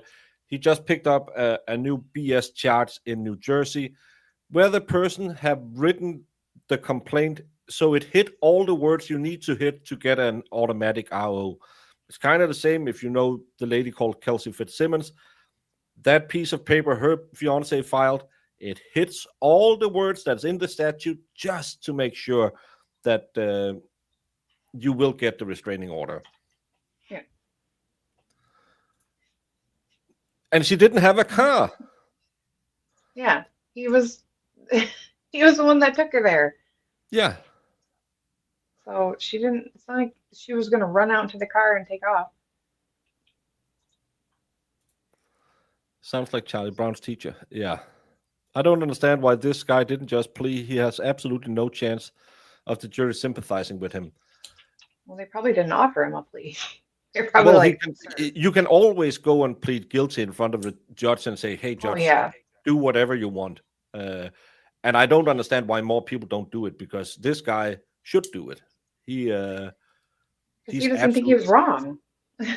He clearly doesn't think he was wrong at all. No. And again, you have just unalived your wife. Again, I have an ex-wife, so I might be biased. But still, the first thing you do is take your car and drive south, east, or west, or wherever he's driving. And then you call your mom and tell mom, hey, you better call the popo. Why don't you drive to the nearest police station, go in, hands in the air, and says, hey, everyone, we had a fight. She was hurting my child. I had to do it. Mm-hmm. No, I'm going to drive to somewhere where we're going to sleep in the car. And then I want to go back and have a brunch before I turn myself in. And I was doing everything for the kids to be as happy as possible. Well, one of them had a shit-filled diaper. That's probably not the best thing. But you didn't care about that kid, did you? Mm-hmm. And Erwin said, oh, I'm fine, Daddy. I'm perfect. I just saw you blast mom's head off and paint the walls in crimson. But other than that, I'm fine. Let's make a video saying I'm fine, because I'm super fine, Mom. Yeah, Dad. I can't tell Mom because she isn't here anymore. And you just want to go to Applebee's and have a spot of brunch before you turn yourself in. Yeah. This is 2 for $25 before we head into the jail. Lolita Smiles was kidnapped when she was 4 by her bio dad. Took me from Texas to Indiana with the babysitter's house. Took my mom's months to find out where I was. Then she had to move to Indiana to get custody. Yeah, that's crazy. But you were moved. You weren't just sitting on a couch with your dad. He had to make sure Erwin was mentally okay. Yeah, by making a video saying, I love you, Bunny Bun. The Marines trained him that brunch was the most important meal of the day. That's the 2 crayons you can't live without.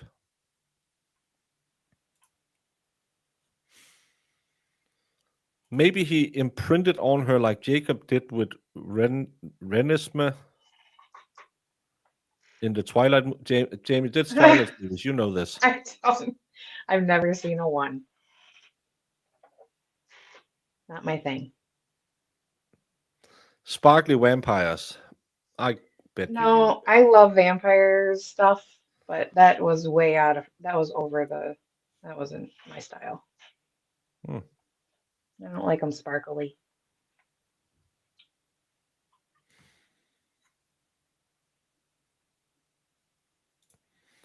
Oh my God. We have a lot. We have been through a lot. Yeah. Tammy, it explains a lot about Bush. Just put that in the, oh, that's why column under his picture. Oh, okay. Yeah. Fleeing the area and going dark is evidence of consciousness of guilt. Yeah, I would say so. And again, I was on yellow alert. I was thinking about all the exits and all the windows and who could potentially sneak up on me. And then I turned into red because Erwin cried when I was pulling on her. Oh. I know. It sounds even stupider when he says it out loud. Like we heard it from the lawyers, but geez, Yeah. oh Pete. Like that's it. That's what made you all your Marine training kick in. Yeah, that was, you could only, because that's how they train you. When you hear that, you just go into go mode, and it's such a crack of BS. Hmm. Right. You know, Boosh is sitting every Saturday saying, "Oh my God, let's figure out who am I, Team Edward or Team Jacob today?" Does he have a Twilight marathon every weekend? Yeah.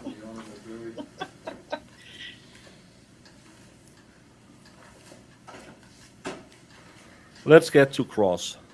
Slaughter him Yes. on Cross. Let's hear his answers then. Just go up there and say, "You didn't really have to do it, right? You're a trained Marine." Well, you learned hand-to-hand combat? Yeah. Well, go fuck yourself. Well, maybe not that word, but something along those lines, Amy.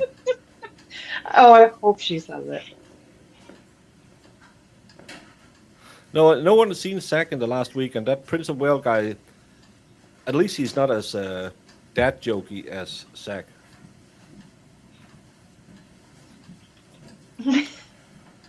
I watched the SNL sketch with Ariana Grande. That's why I know Mr. Team Duren, Jacob you're and still Team on. Thank you. Edward. I hope so. I hope so.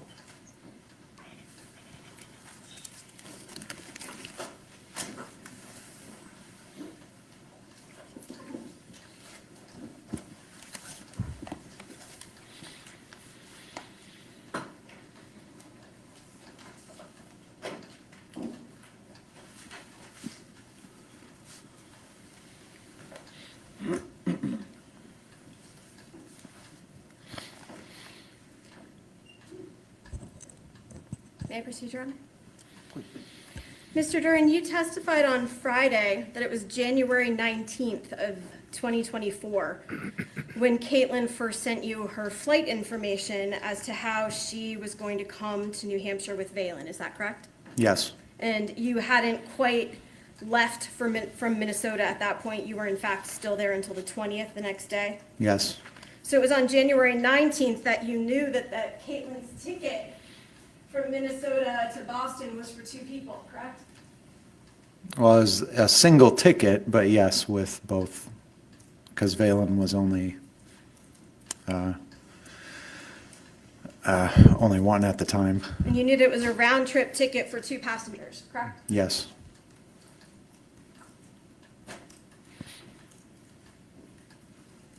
But your intention was, and the thought was, that Caitlyn wouldn't bring Valen back to Minnesota, that you would keep her there with you, correct? yes, And you wanted Caitlyn and believed that Caitlyn was going to go to Minnesota again after that. for a few more months, yes, She then was going to move to New Hampshire and live about 2.5 hours away from you? and if that was what she wanted, yes, Were you going to let her, you weren't going to let her move into your house in Berlin, correct? as I said earlier, I would have, if she wanted to have the conversation, I would have talked about it. But you've testified and you have heard your statement where you told the police that your plan, as you discussed with your mom, when you would have victory was for when you had the girls and Caitlyn was gone, correct? Because that was what was always the plan. Now, you made it clear to police that you're a very calm person, correct? Yes, You do your best under stress,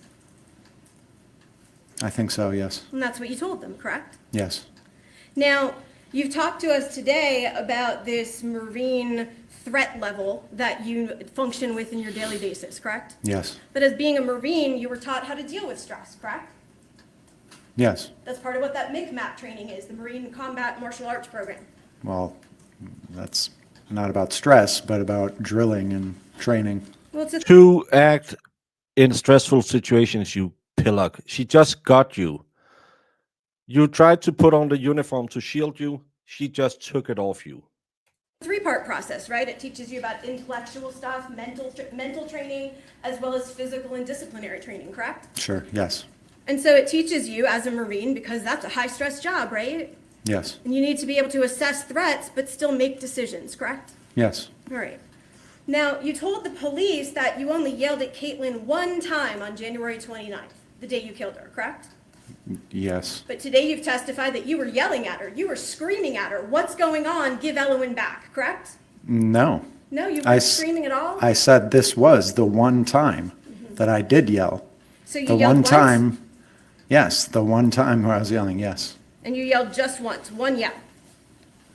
Okay, maybe it was 2 sentences.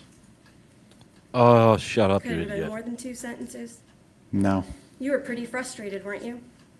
I was having justifiable emotions with my child being held hostage in front of me. And those But motions yes. were frustration, correct? You could say that, yes. Anger, correct? No, I don't think so. You weren't angry, you just said she was being held hostage. That didn't She make was. you angry? I was frustrated, yes, but I wouldn't go so far as to say that I was angry. But it caused you to yell just once, and that's one of what, 3 times in your entire relationship. Yes, Now, there was no time on January 29th of 2024 where Caitlyn hit you, correct? no, She never struck you? no, She never struck Elowen? no, She never struck Valen? no, In the moments before you shot her, you described to police that she was holding Elowen in a bear hug, correct? yes. Today you've described it as a one-arm hold. Fair to say? No, the bear hug was in the 3rd attempt, the final attempt. Okay, but before that, Caitlyn was only holding Elowen with one arm. Sure, yes, Caitlyn was 5 feet tall. yes, She was 114 pounds. about, yeah, Okay, well, you heard the medical examiner say he weighed her naked body, and she was 114 pounds, correct? okay, yes, Now, you are about 5'10", correct? yes, On your license, it says you were 190 pounds. Fair to say? yes, You're bigger than she is. yes. You're stronger than she is. But that has nothing to do with when she's holding my child hostage and restraining her. But that has something to do with you could overpower her very easily and remove the child from her arms. You can just reach out and do this. Buddy, I weigh 3 times the weight you do. I could bench you. But still, even a woman my size, I would be able to physically overpower and remove my kid from her arms. You're an idiot. And you 114 get pounds caught is in the easy tiny. lies. Yeah. She's a tiny ass woman. 114 pounds, like, Yeah, that's like 50 What? kilos. I I do shoulder shrugs with 100 and 110s in each side. I could shoulder shrug this little lady. exactly. I could. Jeepers.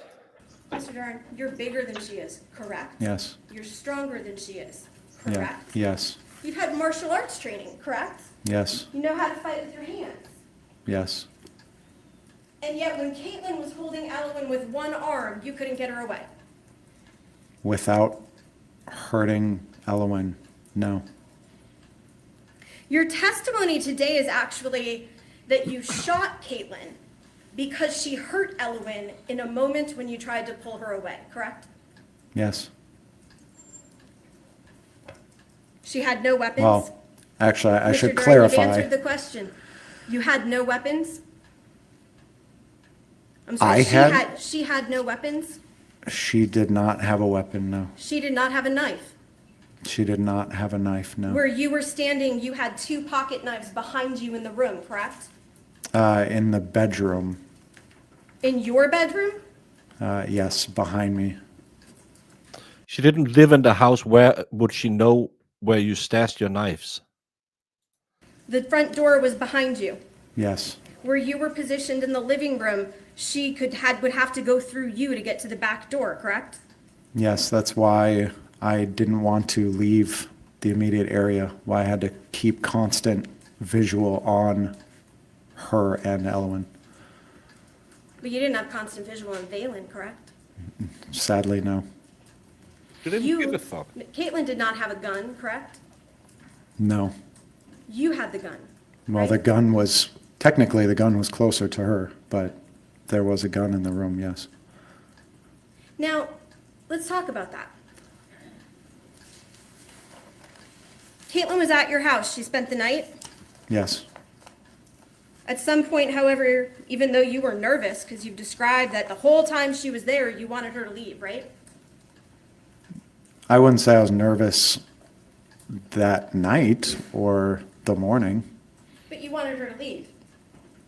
Yes, You were suspicious, right? yes, Because you hadn't expected her to come to the house. no, You testified that that made you nervous, correct? Yes, yes. So you were nervous. okay, yes, Now, you have a gun safe in that house, a gun lockbox, right? I do, yes, It's in the back bedroom, right when you walk in from the back door, correct? yes, You didn't put the gun in that lockbox, right? no. The gun is always near me. Except when it's in the lockbox? I guess it would depend on the situation, but it would have been rarely in the safe. When the gun was on the desk, you weren't sitting at the desk, correct? I was previously, You but didn't pick up the gun when you walked away from the desk? no. So the gun isn't always near you, fair to say? I always have visual on it. This is something that is instilled in you from the Marine Corps. You always know where your weapon is. You always are aware of who's around it. Was it instilled in you in the Marine Corps to leave your gun out on a desk if you're nervous about the other people who have access to it? Again, I know who is around it at all times. You've testified that you were nervous about Caitlyn, correct? Sure, yes, Okay, and you testified today, you didn't tell the police, but you testified today, or I guess on Friday, that you had taught Caitlyn how to use that gun, correct? yes, Okay. And today, you testified that you were concerned because she was in close proximity to the gun, right? which is again why I wasn't leaving the room. But you were concerned, and that's what you've testified today, that Caitlyn was in close proximity to the gun, right?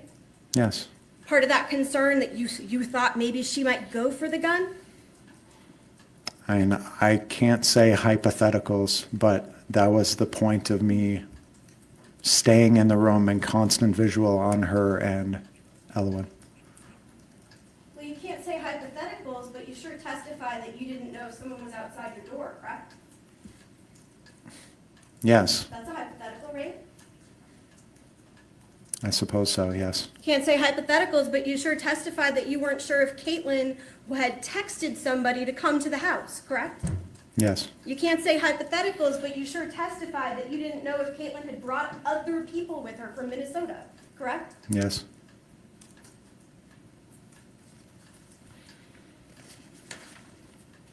Now, I want to talk to you a little bit more about your calmness under stress. You told a story on Friday, the third story, I believe, about what happened to you in Las Vegas, right? You were directed to talk about the third thing. And Yes, so let's talk about that third thing.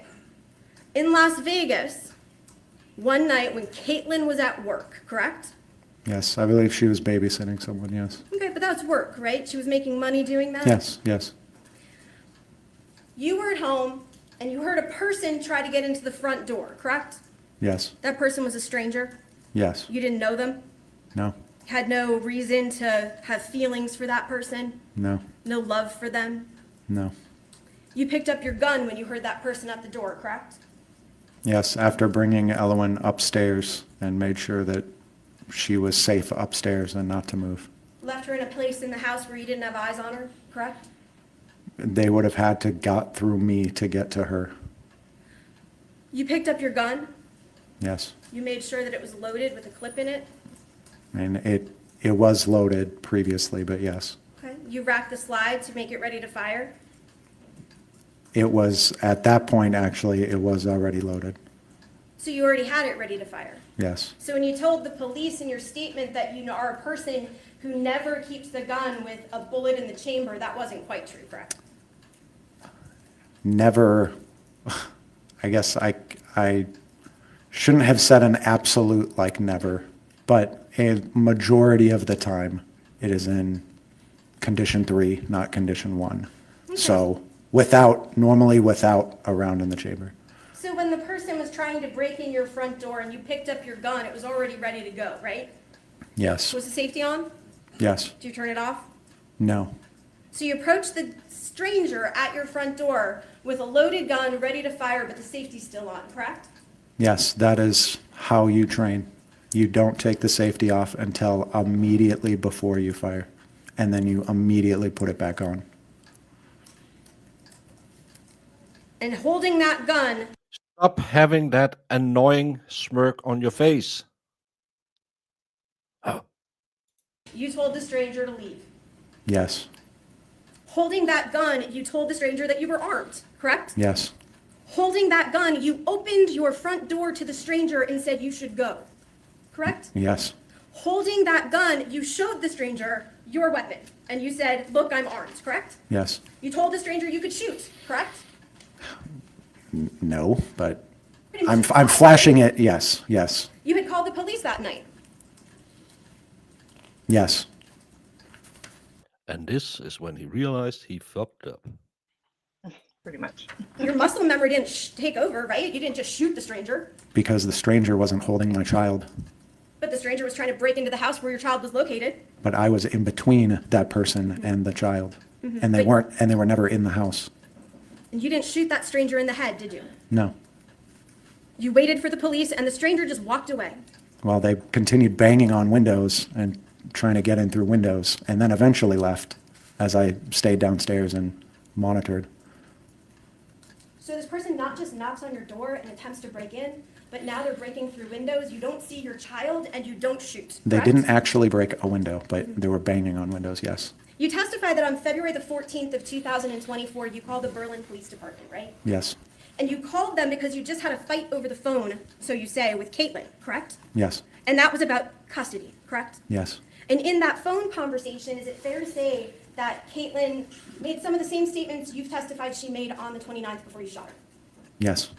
You say that she was demanding money, she wanted the kids on her taxes, she was never going to let you see them again, and she was going to bring them back to Minnesota, correct? Yes.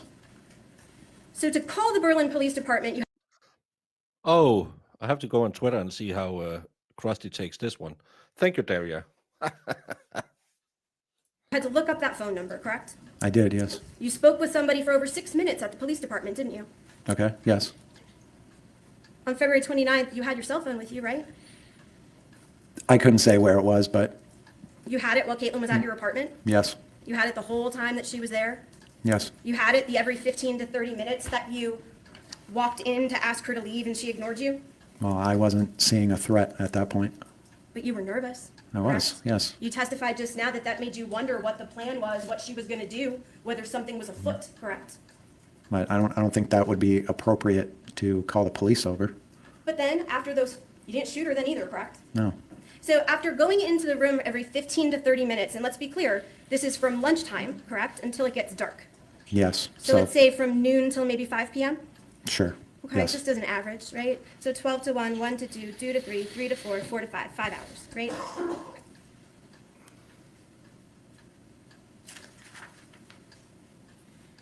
At any time during those, either the 5 hours or at any time during the day prior to shooting Caitlyn in the head, you never tried to force her to get out of your apartment, correct? No, I didn't physically try to force her out of the home. You No. knew that you could, right? Because I'm stronger, I guess. Well, you've in fact Sure. made her leave a home before, correct? Your Honor, may I approach? Sure.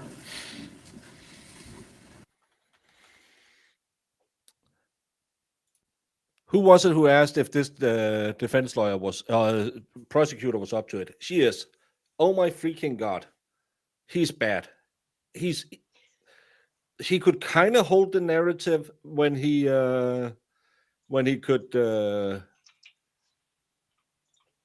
say all the pre-planned stuff, but she just walks him into admitting that there was absolutely no reason and he had acted way calmer in a different situation that was way worse. Because if a stranger tries to break into your house where you're alone with your kid, I would make holes in the front door. But when your wife is sitting and holding your kid with one arm in your sofa, you need to plow her brains out. No, Yeah. chew her brains out. Plow them out with this. That's something different. Well, I'm in a dry spell. You know, things drop to the forefront of the mind. Oh my God, that's funny.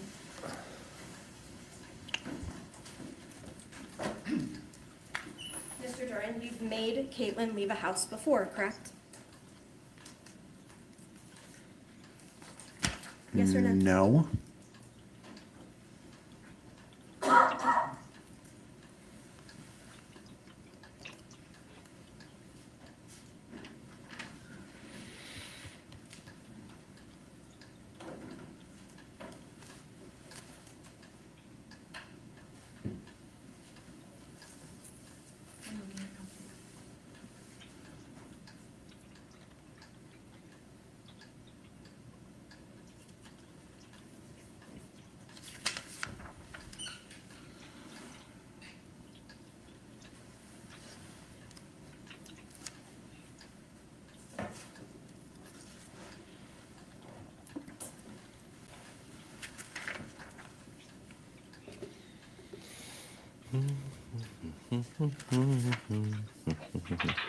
Court's indulgence.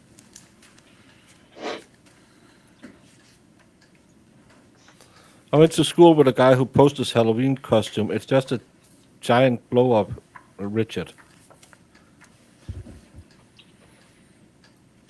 Don't hate, Crispy. If he had ever thrown her out of the house before, made her leave.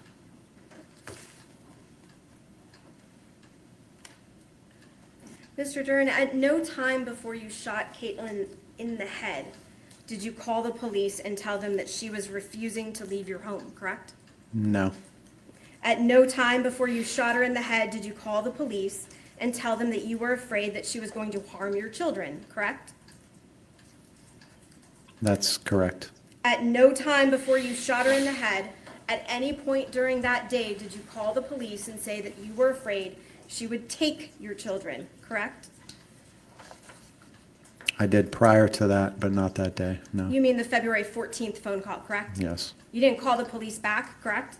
No. You didn't call back the officer that you spoke with for 6 minutes? No. You had set it up so that they were aware, correct? Yes. But you never bothered to call them that day and say, hey, get this woman out of my house, correct? Because at the point that this was happening, this was a moment-to-moment situation. I couldn't take my eyes or my focus off of Elwyn or Caitlyn. Between 12 p.m. and 5 p.m., you asked Caitlyn to leave approximately, what, 12 times? Well, yes, but that didn't seem appropriate enough a reason to call the police over. She was staying in your house against your will, correct?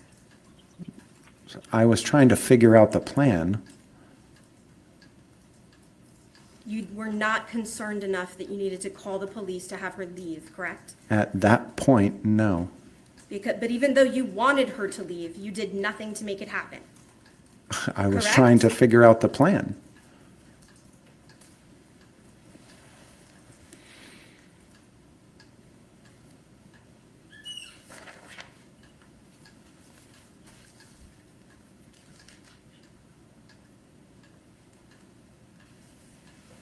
Mr. Duren, after you shot the police and you've testified here today that you didn't understand what had happened, correct? Can you clarify? I You shot the testi- police? After you shot Caitlyn, you have testified today that you did not understand what had happened, correct? Yes, I was trying to figure it out. You were trained as a Marine, right?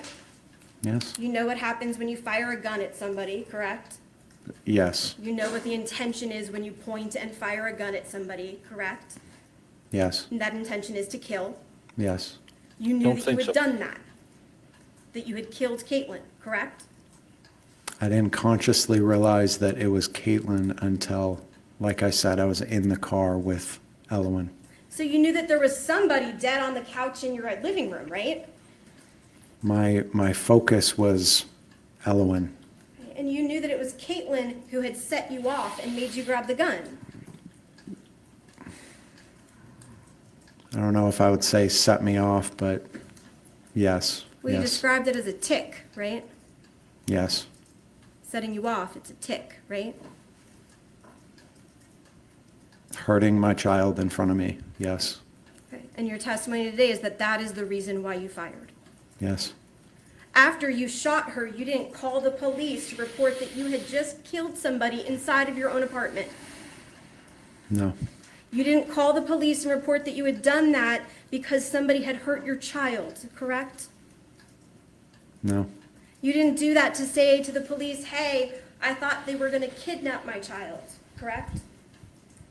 correct, You didn't call the police and say, hey, I thought that my child was being held hostage and I had no choice, correct? I did not call the police and tell them those things, no.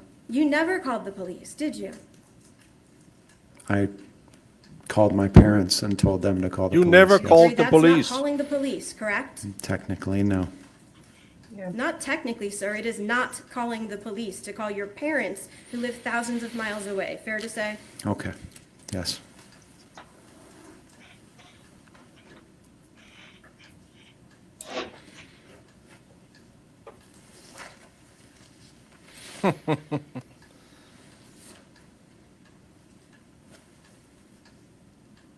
That's why you should never take the stand, even though you need to take your stand in a self-defense case.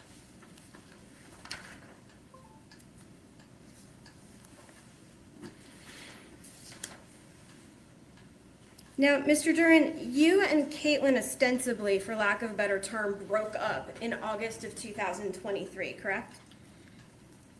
Well, I guess a couple weeks before, end of July. But End of yes, July? yes, Okay. yes. And since that time, you've engaged in different arguments about the children, fair to say? Sure, yes. About their custody, who they should live with more often than not, fair to say? Sure, yes. You've had the same arguments since you broke up that you've described to us here in your testimony today, right? Not to that extent, but yes, yes, Okay. But you've had arguments about money since August of 2023. yes, You've testified that those arguments involved Caitlyn asking you for more money, correct? yes, You've had arguments about how much time the other parent should get to spend with each child, correct? no, not how much they should spend. I always wanted to try to keep it 50-50. You wanted to keep it 50-50, but since August, you've seen Valen, I think you said 93 times, and Caitlyn had her 48, correct? Or I think it was 98 and 48 and then 15 split. But that was a lot of what Caitlyn was telling me about was just how difficult it was to try to work and also care for the kids at the same time. So it was just making sense with me having them more. That wasn't me demanding that I needed them more, no. Okay. But you wanted to have full custody of them with her elsewhere, correct? No, absolutely not. You testified that you've spoken with attorneys in both Nevada and Minnesota, correct? Yes, You never filed for custody in Nevada? Correct? no, You never filed for custody in Minnesota, correct? no, You never filed paperwork with any court, correct? no, There is no court order that gave you sole custody of these children, correct? no, I didn't want full custody or sole custody. And there was no court order that took away Caitlyn's rights to custody of the children, correct? No, She, in fact, and you had the same or equal rights to both children, correct? Objection, speculation. Overruled. that's correct, yes.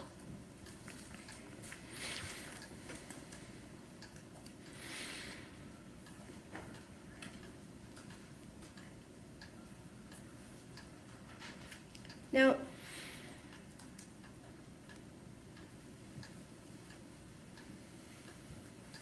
when you walked over to your desk to pick up the gun, you picked up the gun, correct? Yes, You testified that you racked the slide. yes, That placed a bullet in the chamber, correct? yes. You left the safety on at that point because you were not quite ready to fire? Well, I'm fairly certain when you rack it back, the safety gets flipped off because the hammer is back. Caitlyn saw you pick up the gun, didn't she? I'm sure she did, yes. Caitlyn heard you rack the slide, correct? Your Honor, may we approach? About what? She's allowed to ask these questions. I could see a verdict in under an hour. Don't jinx it, John Kerry. I think he believes everyone will believe him. Yes, I think he has this entitlement. If you were here Saturday when I read his WordPress, it was, oh, I'm the greatest at everything. Everyone loved me. I'm the best musician. I'm the best soldier. I'm the best in the world at anything I do. And he was running multiple YouTube channels and Rack the slide, correct? self-employed. And Sure, yeah. Yeah, you could hear Sure. it, right? You can hear it. You heard it in this room when Jill Terrio racked a slide on an unloaded gun, correct? Yes, So you can assume if Caitlin's sitting closer to the gun than you were, she heard it, right? yes. She reacted, didn't she? She did not, no. Caitlyn didn't ask you what you were doing?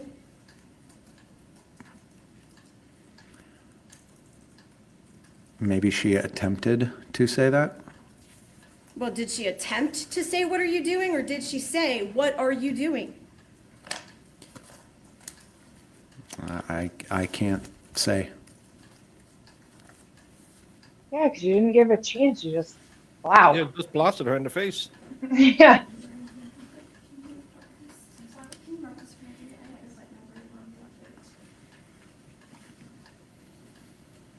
Iris, just say you're taking them for brunch before you go to the police. That'll be fine.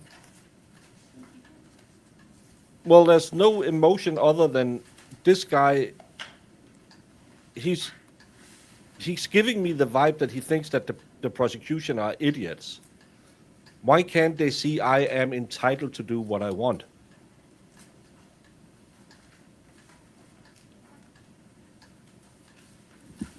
Yeah, a man Do you absolutely recall digging a what hole. Caitlyn did that was her attempt to say, "What are you doing"?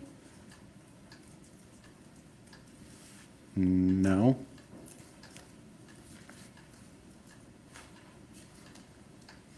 Did he say that in the interview?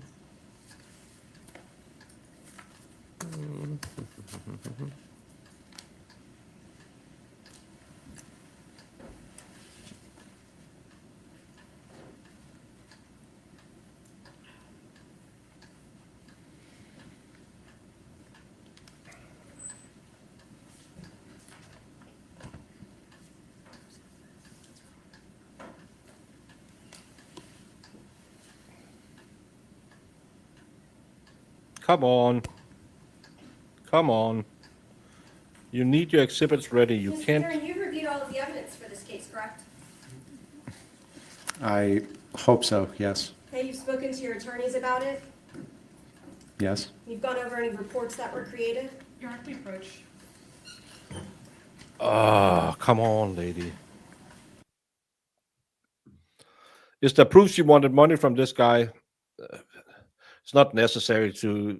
It's not a motive that has any bearing on the self-defense. So, why should they bring it in?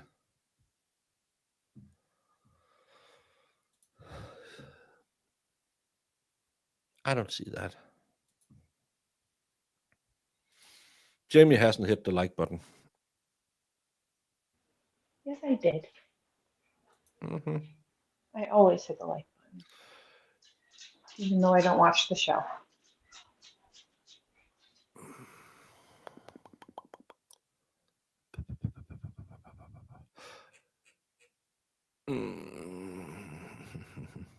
Yeah, but we don't know which of the New Jersey. Is it the T-shirt lady or is it the glazed donut lady? He's in jail.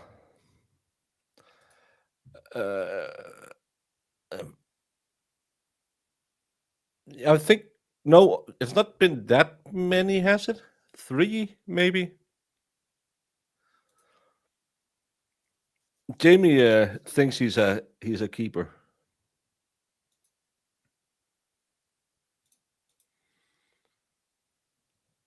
I apologize, Your Honor. Yeah, members of the jury, I'm going to strike the last question and answer and just indicate that relative to any instructions or conduct between Mr. Duren and his attorneys would be attorney-client privileged, and you are to consider, not to consider the last question and answer.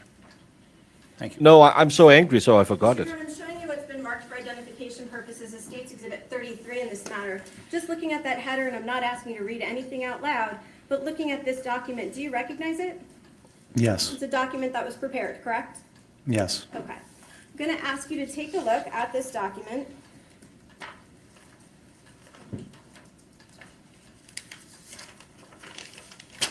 I'm going to ask you, counsel, for your information, it's on page 2 of that document. I'm going to ask you to take a look at the 3rd paragraph, and really it's towards the bottom here. I'm going to ask you to read those to yourself when you look up when you're done.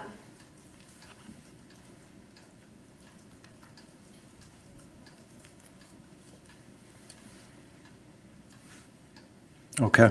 Does that refresh your recollection as to whether Caitlyn asked you what you were doing with the gun? I'll just say, I'm not going to comment on what someone else said. I said, someone else said. What? I'm not. I'm not gonna say what someone else said. I said. About what he said it like 3 times. So what Yeah, I they remember said it- about what I said about, they said what I said.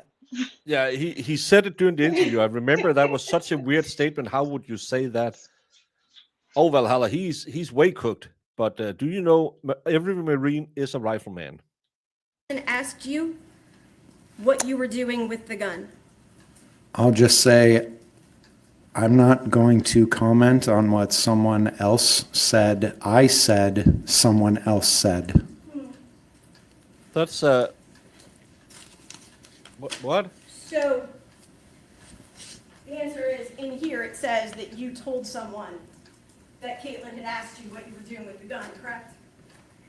I'm not going to say why someone else said I said something. But that doesn't refresh your recollection that Caitlyn looked at you after she saw the gun, after she heard the slide rack that and said, witness what are you in there. going to do? Correct? She did not say that, no. Well, let's look at another document associated with that. State's Exhibit 34 for identification. And ask you to take a look at this document right here where the tab is marked, and you can look at the whole thing afterwards. But it's underlined on the page that's tabbed. Have you seen that report? That's a draft copy of that report you just looked at, right? Well, that would be the same person, so yes. And that same person is somebody that you met with, spoke with, and provided information about this incident, correct? How else would they have the Sure, information? yes. Someone who you've described in messages as the key to everything, correct? No. That report where it says, and Caitlyn nonchalantly, Your Honor, No, he just said that he wouldn't tell what someone else who had been interviewed by the police, who had claimed that he had told that person that Caitlyn had said to him, "What are you doing with that gun?" He wouldn't comment on that one. Very easy to understand. no approach.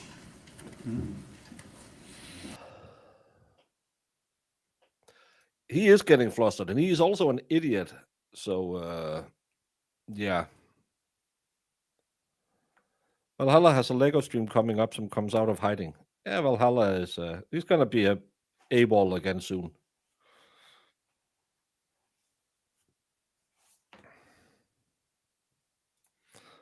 Is that the look he gets before his awesome Marine instinct and training kicks in? Yes, when his rifleman training takes over.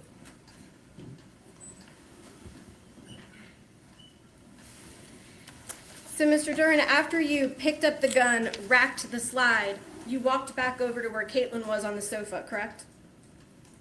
Yes, Did you walk around the coffee table to get there? yes, You grabbed Elowen with one hand, yes. had no issue taking her from Caitlyn at that moment, correct? I never took her and never said I did. I pulled her back.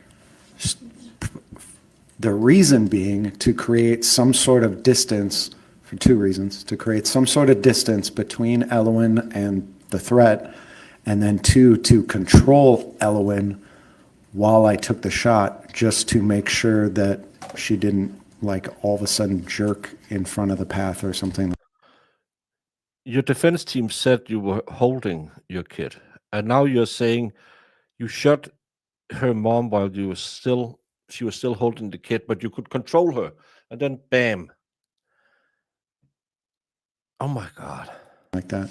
So you were holding Elowen back with one arm, correct? Controlling her. Yes, You were holding the gun in the other arm, your right hand. yes, You extended your arm to fire, correct? no. So, I mean, it could be helpful if I actually showed the exact positions. Oh, but yes, please. My hand would have been, like, as I'm leaning forward over because the table's over here, the couch is in front of me, I'm leaning forward, because Caitlyn's leaning back against the back of the couch with Elowen. So I'm leaning forward, grabbing her, and then the gun would have been probably back here as I'm firing. And your fire. Come again now. Let's math this out. She's on the couch.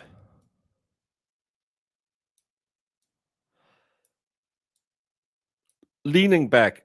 You have a coffee table here, and you have Elowen sitting here. You're standing over here, and you're having your gun at your side while grabbing your daughter and pushing her aside, and you hit her in the side of the head. That's why Valhalla hates the Marines, because they're so great marksmen that no look shot from the hip can penetrate her in the side of the head.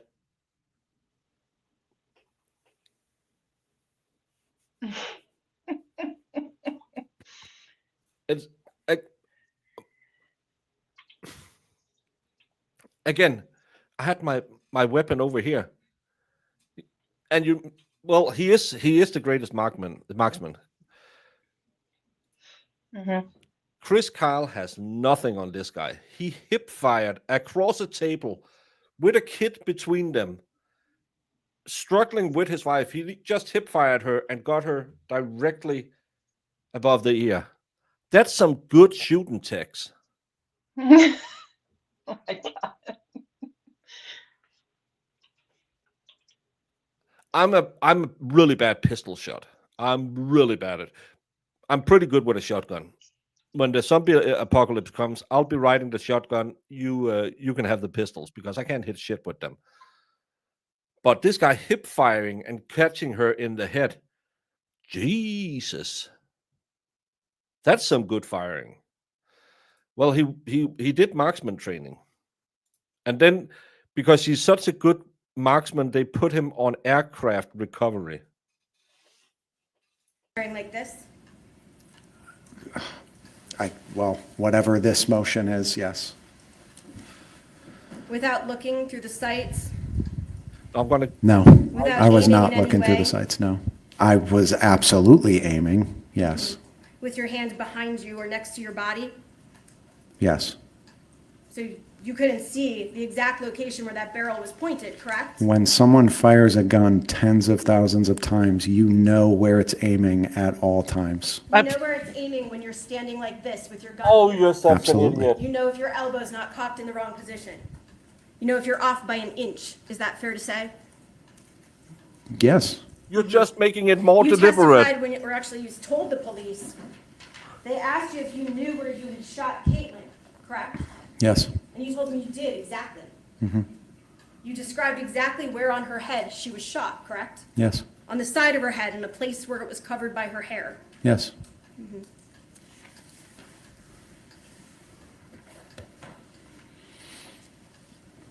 You know, Mr. Duren, you testimony today. I just want to go through a couple of things in there. Well, before we get to that, There's a reason why you train tens of thousands of times, because that old Western quick draw, that's a myth. You can't hit shit. Go outside and try 10,000 times, and you will not be able to hit bullseye by just hip firing. Oh. Yeah, snipers don't need to aim. They know if they just shoot down range, if they see someone out there, they can just pull the trigger. They know exactly when you fire 10,000 times. Hip firing, I don't believe, do we have any? We need Valhalla and Miss Jessica to tell us if hip firing is standard US military or it's just the Marines. Yeah, he wants to be the best, and he's just digging the hole.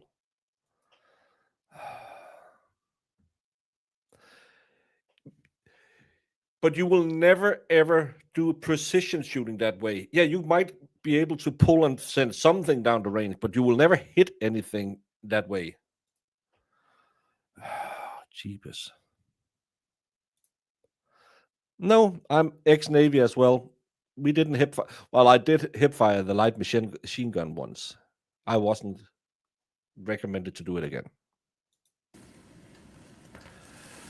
Straight through in the side of the head. So if that's true, left side. She must have been seated like this for it to go in. after you shot Caitlyn,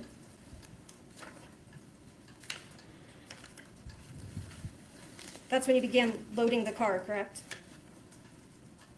Afterwards, yes. You packed food and water. Yes. You took pillows and blankets. Yes. You took multiple changes of clothing for you, correct? I just grabbed clothes, yes. Multiple changes, correct? Multiple shirts, multiple sweatshirts. But if you hip training, that was suppression fire with an automatic, right? It wasn't a pistol training. And again, suppression is just sending stuff down range. Sure, yes. You grabbed multiple changes of clothing for Elwyn. Yes. You grabbed multiple changes of clothing for Valen. Yes. You testified today that you took your work computer because that's a necessity. That's why I'm guessing I grabbed it, yeah. Because you were running, right? I needed to get out of the area immediately, yes. Why? Because you had murdered She was Caitlyn. dead. No, absolutely not. I guess I should clarify, yes, I had shot her, but at no point did I ever think that it was murder. No. But you ran. I got out of the area and made sure that my kids were safe, not just physically, but mentally. Well, after you shot Caitlyn, there was no danger in the Called the house, cops right? after that. Just her body on the couch. Yes. Yes. But again, I didn't know if people were coming or what was going on. You didn't know if the police were going to come, right? I guess, yeah. And so you turned off the lights, you deadbolted your apartment, and you fled, correct? Well, again, I don't even really remember doing that, but if you say that happened, then sure, okay. Well, you heard the testimony of the Yes. people who went into your house, correct? I did. But there was So, a deadbolt that they had to ram your door open. well, again, I don't even know if I had the key to the actual doorknob, but the deadbolt was just how you locked that door. Okay, but it was So, very important to make sure that it was locked in those moments that you left, correct? No, I guess it was just something that I did. So Hey, you you- leave the house, you shut the lights off, and you lock the door. Well, technically, murder is an illegal Left. killing, You right? went south, correct? I like Southwest, yes. And after you called your parents, you went dark, correct? Yes, And you did that so you wouldn't be found, correct? because I wanted to spend more time with my kids and make sure that they were mentally okay. And you knew the police were going to look for you because there was a You're dead gonna be body in your mentally apartment, okay. correct? I did, yes. Now, that phone call with your parents, your testimony today, is that all you did was say, we're safe, I killed Caitlyn, and that was it, correct? I mean, there was a little bit more, but yes, essentially, yes. Well, there was a lot more, right? Because it was a 13-minute phone call, correct? I mean, okay. I mean, you saw the records. You have those. Yes. You spoke to your mom for 13 minutes before you turned off your phone and went dark, correct? Okay. Yes.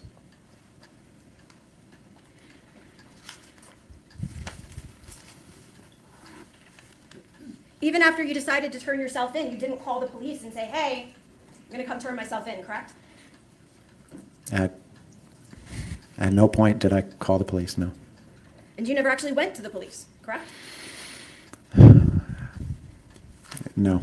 You drove past police barracks, correct? Yes. And in your statement to police, you said it was because you were going to have breakfast with your girls, right? But you'd already had breakfast with them in New York, according to Well, your testimony today, correct? Brunch, because the time Brunch. You know what I mean, Jamie? It's not like breakfast. He had brunch with them. Come on now. You know. The way he's answering, well, it's just like you're not. You look so ridiculous. Oh my God, this is the worst. This is the worst self-defense. Sarah Boone was better on the stand than this guy. She was more sympathetic. Yeah. We needed a delicious Applebee's brunch, lady. What do Yeah, you you not need get? that 2 for $25 brunch from Applebee's. Well, the 1-year-old probably eats for free. He's conscious about his money. You know, he's just killed his wife because he wants alimony. So, hey, if I was a juror, this guy is cooked. He's making me think he's a psycho. Yes. Yes. But you, Yeah. Daria, if you don't use the word brunch on a daily basis, have you ever been a Marine? They get their special crayons at brunch every day. I don't remember exactly what time that was, but like 10:30 or 11. But You wanted to Yes. delay being with the police or turning yourself in for as long as you could, correct? not as long as I could, but it's probably fair to say that yes, I was delaying it. Now, Mr. Durham, before you left your apartment after you'd shot Caitlyn, did you check to see if she was still alive? I knew she was not. But no, So you didn't I check? never specifically went up to her body, no. So while you were packing this house over the course of minutes to load your car, you never checked to see if just maybe there was a chance she was alive? I knew that she was not. You never called 911 just to be sure? To get an ambulance to protect the mother of your children, Caitlyn, who you were so devastated about having shot, correct? Correct. Her being dead is what you wanted when you pulled the trigger, correct? Absolutely not. Well, you're a Marine. You're trained in using a gun, correct? Yes. You know that the only reason to point a gun at somebody is to kill them, correct? Yes. So when you fired, that's what you wanted. No. All I was thinking of was Elowen. My focus was Elowen. My entire mindset was save Elowen. This was But you put her in danger by hip firing while holding her back. What if she had jerked? No, I could control her. You couldn't wrestle this kid out of the arms of a 110-pound woman, but you could absolutely control her enough that you could hip fire like Doc Holliday, because that's how you train in the Marines. Do you know how many times your story just contradicts itself? If you have the strength to keep her and control her, you would have the strength to get her in your arms, and then you could just threaten her. And you did know she was dead because you know exactly where you hit every time you shoot. When you have shot tens and thousands of times, you know where you hit. So you must have known you hit her in the head. Trust me, bro, a 9mm going through your head isn't going to make you any prettier. Do you know how stupid your story is? Oh. This was not about Caitlyn. Mr. Duren, you were saving Elowen from being squeezed too tight, correct? From being pulled away from you, correct? From being hurt. Yes. And you've indicated here that it was your Marine training that kicked in, correct? It was, yes. And your Marine training tells you that when you point a gun at somebody, it's to kill, correct? Yes. And so the end result that you knew would happen when you pointed that gun at Caitlyn was that you were going to kill her, correct? In a very, very basic sense, I guess so, yes. You didn't shoot to wound Caitlyn, did you? No, You didn't shoot her in the arm. no, You didn't shoot her in the leg. no. You shot her in the head because that would kill her, correct?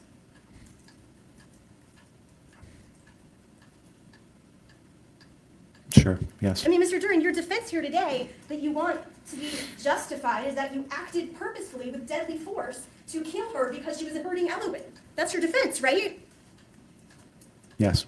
But yet you're still hesitating as to whether that's what you wanted. Because I never wanted Caitlyn dead at any point. Except as a Marine, you knew the moment you pulled your gun and aimed it at her that that's what your goal would be, correct? The goal was to eliminate a threat to my child. The goal was to eliminate the child's mother, correct? The goal was to eliminate a threat that was holding my child hostage and hurting her in front of me. And that person was your child's mother who had just as many rights to hold that child as you did, correct? Tragically, yes. Jesus. Oh, you're so dumb. You just admitted that you had no right to claim she was kidnapping her because she had the same right to have the child that you did.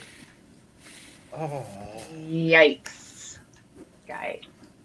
This is, I want to say that this is bad, y'all. Thank you, Skybell, for 14 months. Mr. Duren, in your testimony, well, again, your Celebrated defense with is this that one. you shot Caitlyn and that it was justified, correct? Yes. We heard that detailed statement. You sat here with us and listened of your 2-hour interview with officers, right? Yes. And you've also testified here today. Yes. At no time during that statement you gave to officers, right after this incident happened, did you tell the police that you had to kill Caitlyn to protect Elowen, did you? I didn't specifically say that, but with me describing the event, I described that. What? You described that Caitlyn wouldn't let go of Elowen, correct? Yes. You described that she was holding Elowen in a bear hug, correct? Yes. You told officers that her not letting go was the tick that caused you to shoot her. No, the tick was her screaming. I think in the interview I said her yelling. Well, isn't it fair to say that during the interview you actually never said that Elowen yelled or shrieks, correct? I did say that. I said, I think specifically I said what is big in my head is Elowen yelling Well, that was after the or screaming or yelling. That was after you fired. No, that was just before. No, that was with the ear.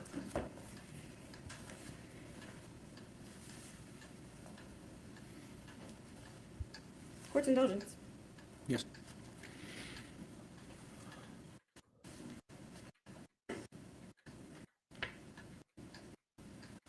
Where's my copy? This is taking too long. Exhibit 27, page 58. Moving forward, why don't you go ahead and look through that transcript and tell me?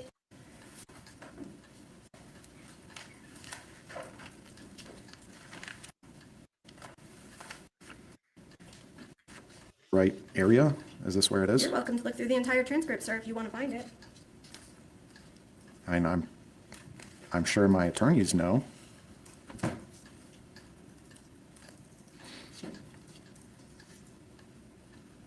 I just don't know if you're expecting me to go through the entire thing right now to find it. Well, Mr. Duren, you're saying that you told the Live police without. that. Yes. On page 59 of the transcript, actually, it's really the bottom of page 59, you described shooting, correct? You say, I grab it, chamber it, grab Elowen, pull her back, and shot, correct? Yes. And then you say it was very immediate. Obviously, what was big in my head is Elowen went yelling. She definitely heard it. And you're describing her reaction after the gunshot, correct? No, no. That's what I'm talking about. Oh, you're saying. Obviously, what is big in my head is Elowen yelling. So let's just follow through to page 59 of the transcript. It reads, after a couple of times of me trying to grab Elowen, and her not letting go, it was very fast, very deliberate. Your Honor.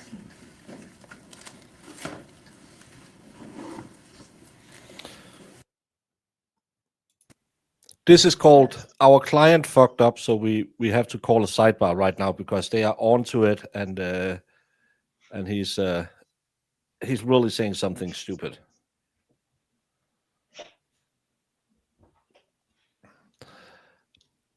You never said it. You said the kid screamed and you wanted to check her ears after.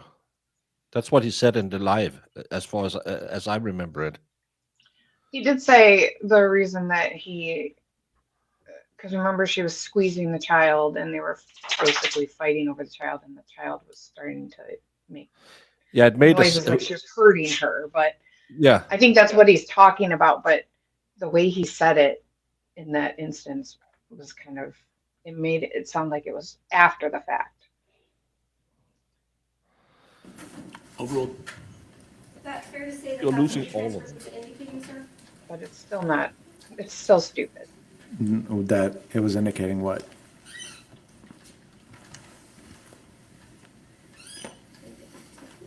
$59.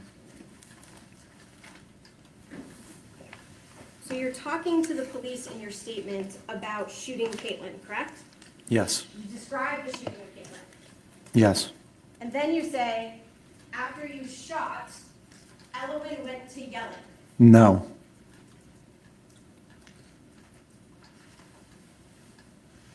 I'm saying, oh, it was finger snap, very immediate, as in my reaction to her being hurt was very immediate. Obviously, and quote, obviously what was big in my head is Elowen yelling. And that follows with, she was complaining about the loud noise in her ears, correct? And then there was pauses about how I really hope, I don't think she saw anything.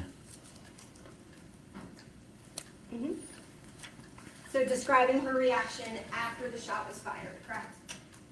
You were hoping she didn't see anything? Later, yes.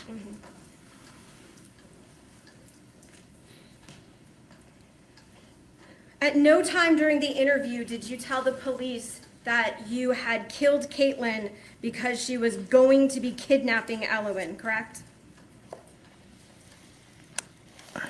I had suspicions, but I didn't know of any specific plan, no.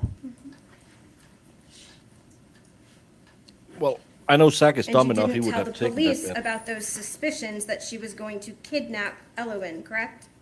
The point of me talking about the previous situation with Valen in Nevada, that was part of that, me explaining that. At no time did you tell the police that at the moment right before you shot Caitlyn, that Elowen was being hurt by Caitlyn, correct? I did, You told the police that Caitlyn had Elowen in a bear hug, correct? yes, That Elowen was crying possibly because you were arguing, correct?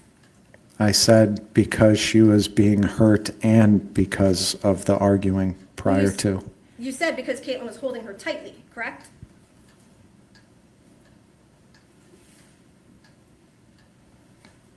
I mean, sure, yes, In fact, you told police that Caitlyn had never threatened to harm Elowen, correct? she never directly threatened to hurt Elowen, no, but she was still doing it in front of my eyes.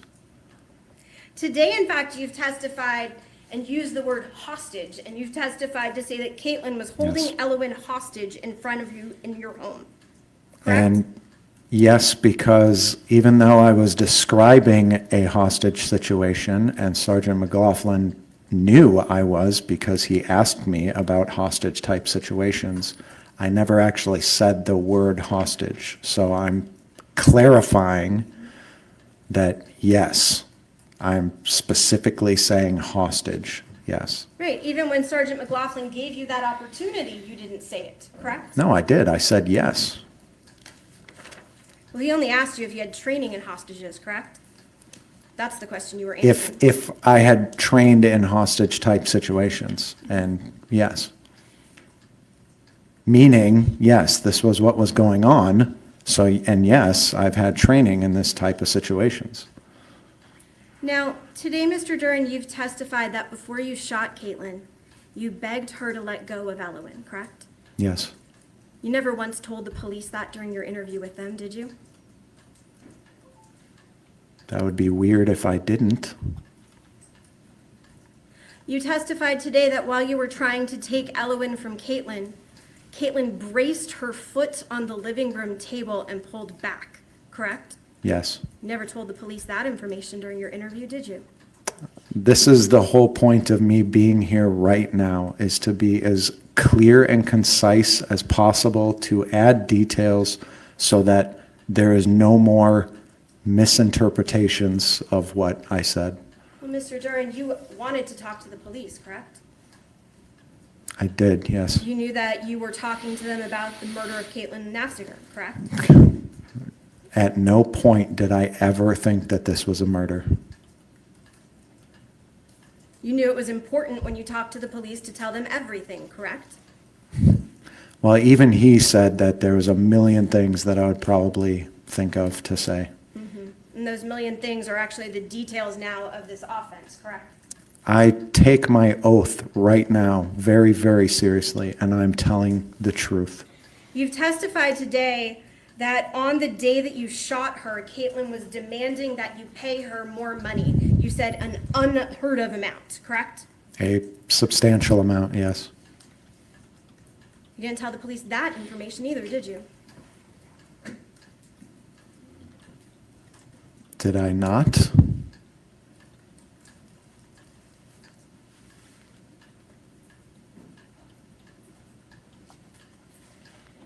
I mean, I was certainly talking about her threatening. I guess I don't directly recall if I said if it was specifically about money or not. When we But say threatening, you mean her threat to call the police and take the kids, correct? yes, Today, you've testified that on the day that you shot her, Caitlyn told you that you'd never see your children again, correct? yes. You never told the police that during your interview with them, did you? I guess I do not recall. That's because you didn't say it.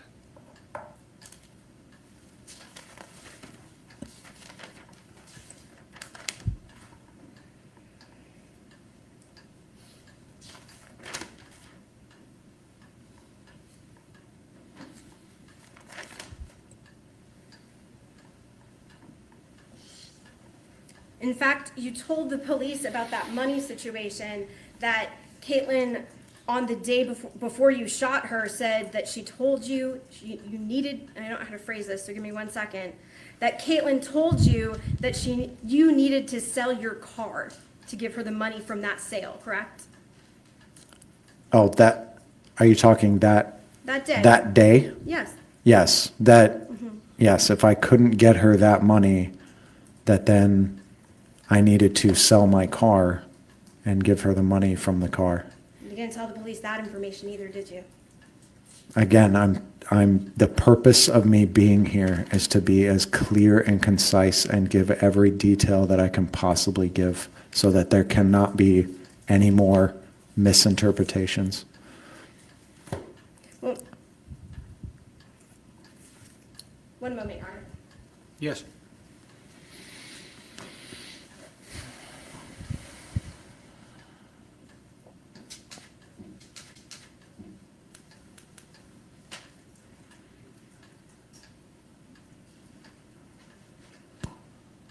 I like she keeps saying, when you shot her, when you shot her, when you shot her.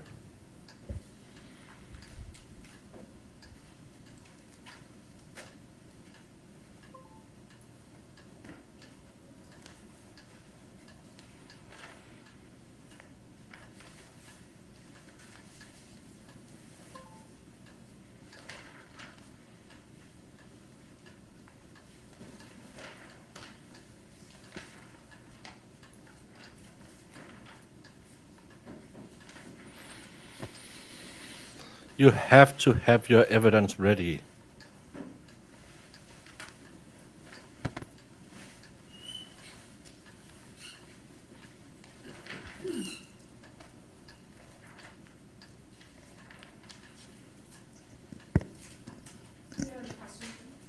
Okay. Redirect. Yes. Go out there and save his bacon.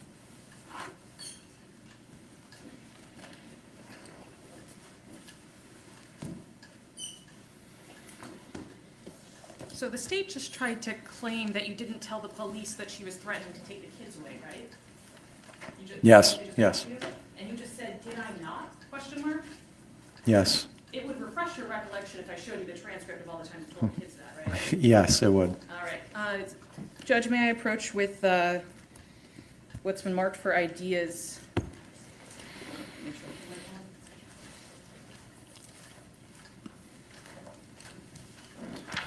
We are in rebuttal. Well, not in rebuttal. We are on redirect. Rebuttal is if the What's state marked for goes and ideas calls new states witnesses. 32. Yes. Page 57.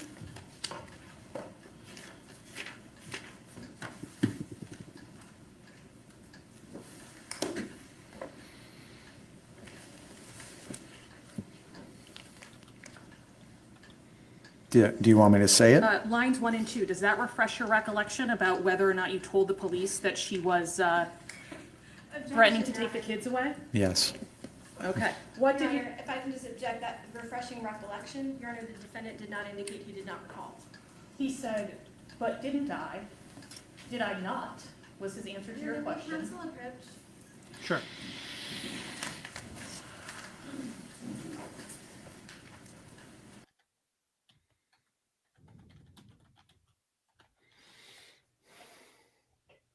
Hopefully they're done after this.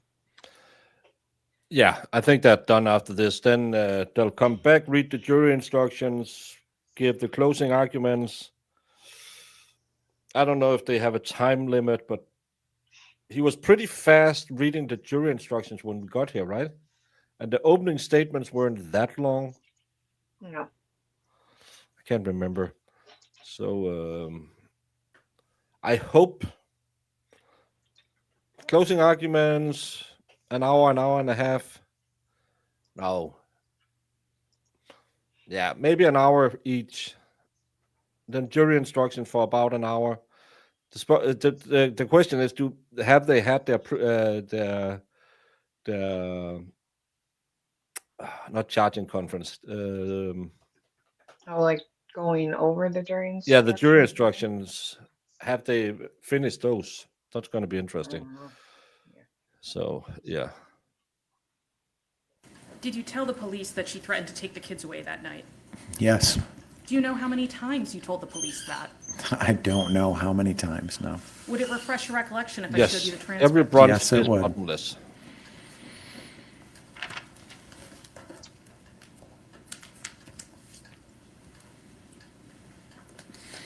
$57?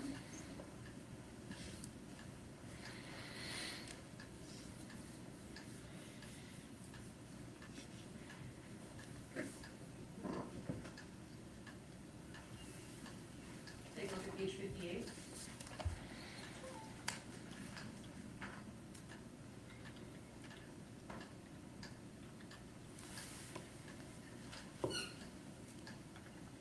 Take a look at page 81.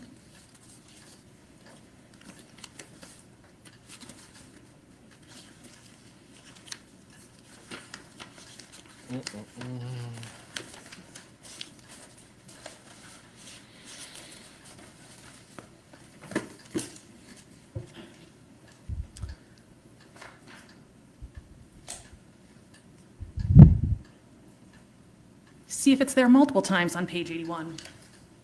Yes.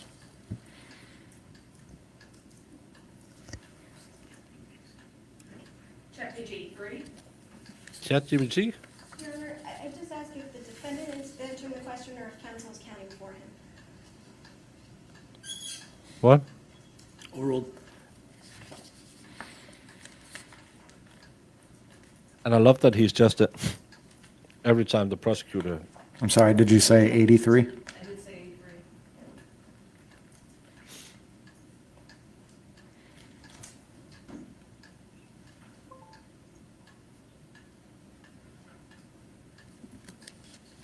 I see it.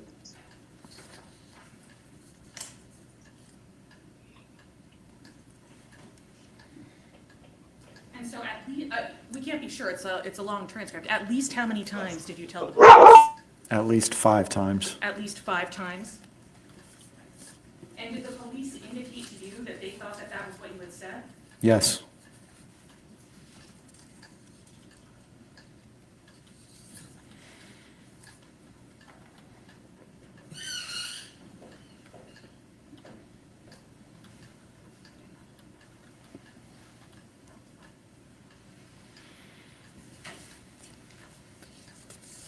I'll take that transcript back. I mean, it's, you best to put it back in order if you can. Yeah.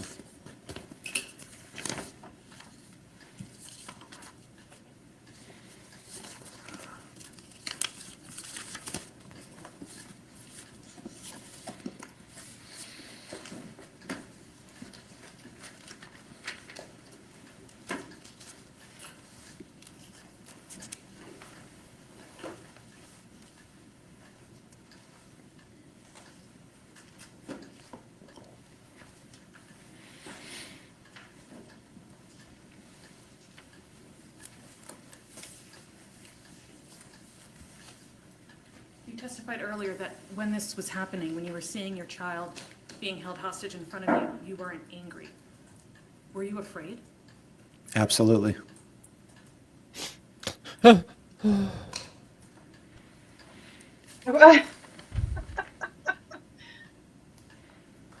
What was different that night than past arguments about custody?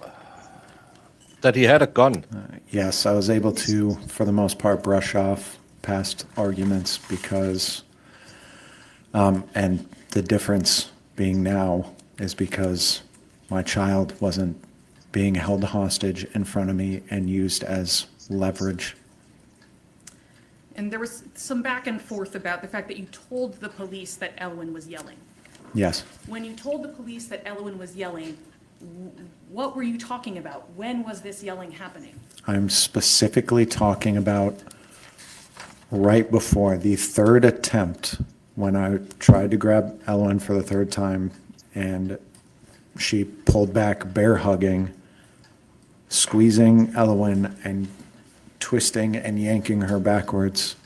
That yelling. And the state. Why isn't she allowed to interrupted you do that? once or twice when you wanted to clarify Yeah. why this happened. But I think you said ultimately the goal was to eliminate a threat who was holding my child hostage in front of me. Yeah, because you learned the word Is that hostage needs accurate? to be there. Yes, yes it is. That's all I have right now. Yes. Lunch break. Very briefly, Mr. Duren, the last question the state asked you, the one that council has just gone in and had you count inside of the transcript, let me ask you again. You testified today that Caitlyn told you before you shot her that you would never see your children again.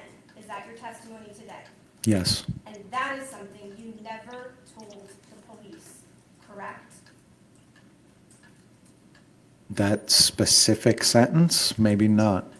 It's not what was on page 57 or page 58, correct? That you just looked at with council. Okay, It's not on page 81 or 83, correct? okay. Is that a yes, sir? Yes, Because you never told the police that Caitlyn made such a threat that day, correct? if you are insinuating that I'm lying right now, that is not true. I am here clarifying, being as clear and concise. Jamie, do you know when I know people lie? Oh my God. Why? Jamie, I don't lie. I'm actually trying to tell you the truth. Yeah. And I am only here today to tell you the truth, Jamie. I'm not here to lie to you today because I would never waste the jury's time by telling lies. It's very important that I'm very clear about me being truthful, Jamie. You have to believe me because why would I lie? Today of all days, why would I lie? Why? I don't know. Makes no Are you sense insinuating whatsoever. I'm lying? I'm just. It's absolutely cringe. Are you insinuating is. I'm lying? It sure is. His small little. Every time he's asked questions, and then I'm actually here to tell the truth. This is why I'm here, to give you all the truth. Yeah, I am a truthfulness. Mm-hmm. It's not nefarious. He's a truth As warrior. I possibly can be. No other questions. Okay. Can Mr. Duren step down? Yeah, it's not a lie. It's just not true.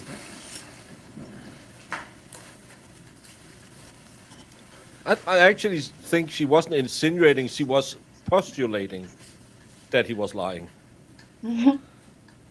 This prosecutor embodies the cause of 99% of misogyny. She doesn't care how choppy she is.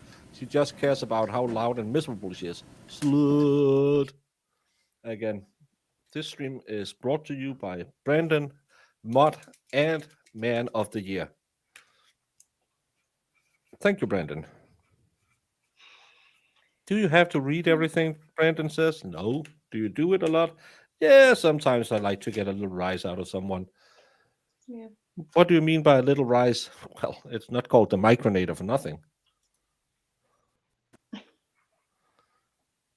Are we resting? Thank you. Yeah, we're resting. Your Honor, defense rests. Woohoo! Thank God. So, now it's time for the poll. I believe the first poll we did after the state rested, 11% found him not guilty. Let's see how it goes today.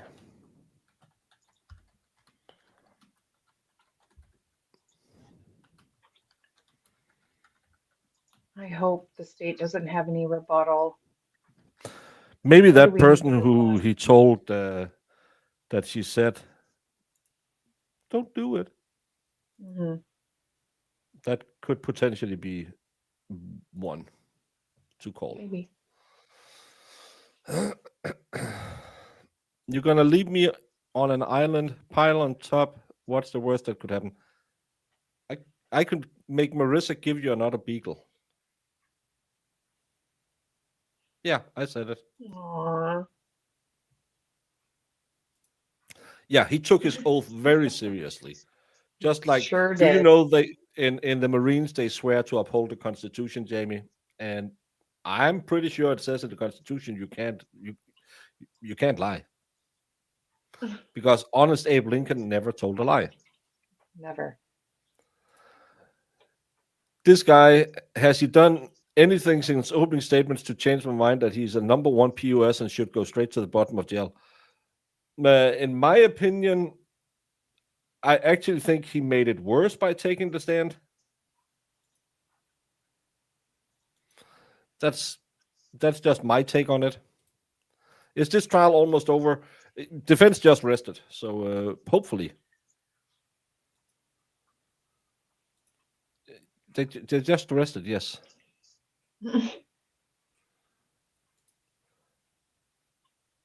Have you ever had 100% guilty poll? No.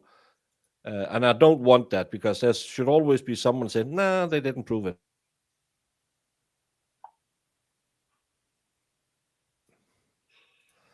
Open your eyes, Brandon.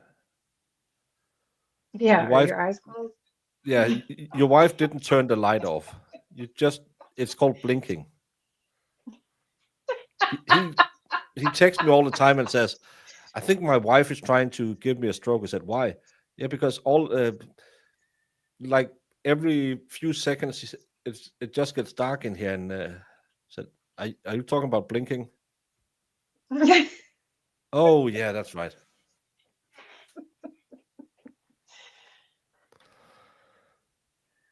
Should just turn the lights down lower and lower, trying to gaslight him. Oh, yeah, he got pink eye. Thinking he's crazy.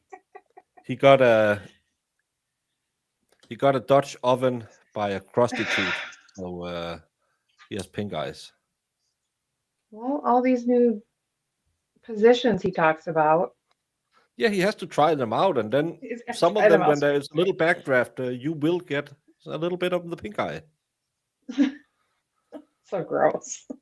Hey, Eris. Slidey Pie. Oh, there's Slidey Pie. Hey, Slidey. So will we be on duty watch tonight, my time? Well, we'll have to have closing arguments first.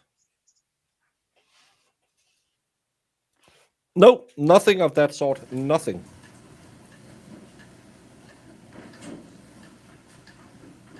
Okay, defense is rested. Anything further from the state relative to rebuttal?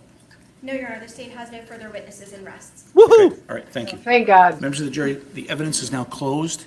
At this time, there are several things that I have to attend to with the attorneys, as is standard in a matter such as this. So what we are going to do is we are going to break for the day. Okay, we are Oh. going to No. break for the day. Thank Will goodness. be dismissed for purposes of today and to return at 9 o'clock tomorrow. At 9 o'clock promptly, we will start closing arguments by both the defense and by the state.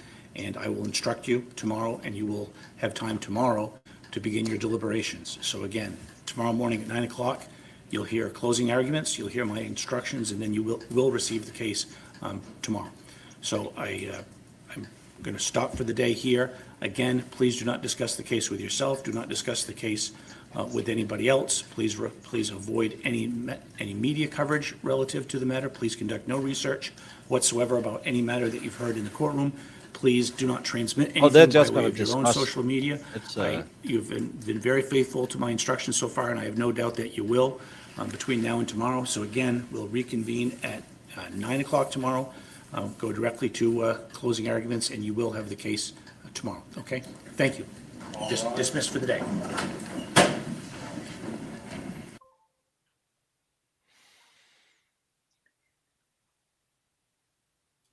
Well, off to bed, Empire. Nothing else is going to happen. They're just going to have jury instructions they have to yell about, and they're going to just discuss. But defense rested. Yes. Please go on social media and see what other. I don't. This trial has because it's been so boring. People should come back and see the defendant today, but because it's been so boring, Court, and a lot of recess people till 1 o'clock. Thank you. no, they're even dismissing them. So, Lawn and Crim only had like 500 people 800 people watching. When they can only beat me with 700 viewers, it's not a good case. Oh, really? So, I yeah, didn't even they know only that. have Wow. 800 people watching. No motions. There won't be any motions at this time. They have already made the motion for acquittal, and they didn't get it. Of course, they didn't do that. So, Yeah. what do we think, Jamie? I can tell you that chat believes that 99% says guilty. I don't think we ever had a 99% guilty before. I don't think so either. But yeah, I don't think he was justified at freaking all. Brandon, that's sadly that's the deal we have. You come and give me the Urban Dictionary quote of the day, and then I have to sit through all the boring stuff. But no, that's all, folks. It's almost over, guys. Jamie, you should have been here yesterday. Why? I made pork roast, oven baked potatoes, and gravy, everything from scratch. Only thing that wasn't from scratch was my red cabbage. That was I bought that. That's next time we visit, which God knows whenever that will ever be in its lifetime. You gotta make us real Danish food and let us eat instead of starving us to death. I offered you to get stuff like that. And you went, no, I don't want it. No, I'm kidding. I don't have any No, stuff but to cook and bake with. That's the big problem. I Sounds don't have so all amazing, of that. though. I don't have anything in the house to do it. Yeah, wouldn't expect you to. It was Christmas food in Denmark. So yeah, it's there's a new trial that started up today, but it's about lunchtime now, and they have been going, I believe it's in Wisconsin, so they have been going for about an hour-ish. Mm-hmm. Should we start that up? Because if this one, they'll give it to the jury. It's called the Hidden Body Murder Trial. So if I could go and make myself some dinner, and we could start that up after dinner if you want. Yeah, I don't care. Whatever you want to do. I don't know. Put 1 in chat if we should do that. Put 2 in chat if I should enjoy my evening and just watch some TV. Yeah, because you can always start it tomorrow if you want, but I don't know what you want to do. Oh, but yeah, whatever.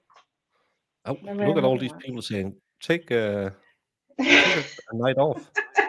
I know, Rue's like, go away. No one is I love saying. everybody telling you to go to sleep.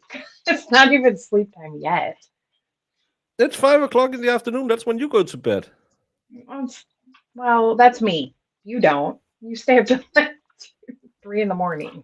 No, I stayed up to 1 last night, and I got up again at 5:30. You're never going to get any serious answers from these people. No, it would look good in the. Yes, 1 is starting the new trial, but it seems like 2 have it. They think that I should just go and watch TV. Yeah. I'm not complaining. I was just saying there's 2 options. Brunch. I'm not going to do a poll. Wait a second. Did Marissa say no, take the night off, and then she turned around and said, get your lazy ass on the new trial? Which one is it? Marissa is just a hater. I have had so much hate today, Jamie. You couldn't comprehend it. I have been attacked on social media. I'm going to do a 9-hour stream talking about me being attacked and how scared my family is. Fuck it. That's what I'm going to do. I'm going to do a 9-hour stream just talking about that, and you better fucking send me some super chats because I'm being harassed. He just used the F word. He's serious, guys. Yeah.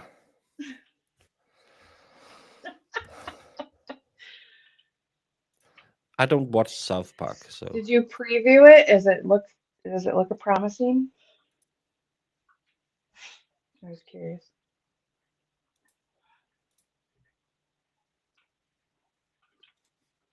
Drafts? Correct. Okay. I'm going to show you what's been previously marked as exhibit.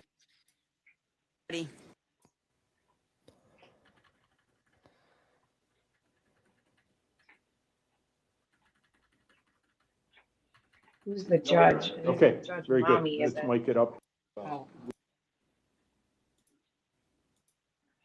Aspect of this case, Oh! but I'm going to kind of give you a It's the Dale Brooks lady. It's what's her face. Yeah.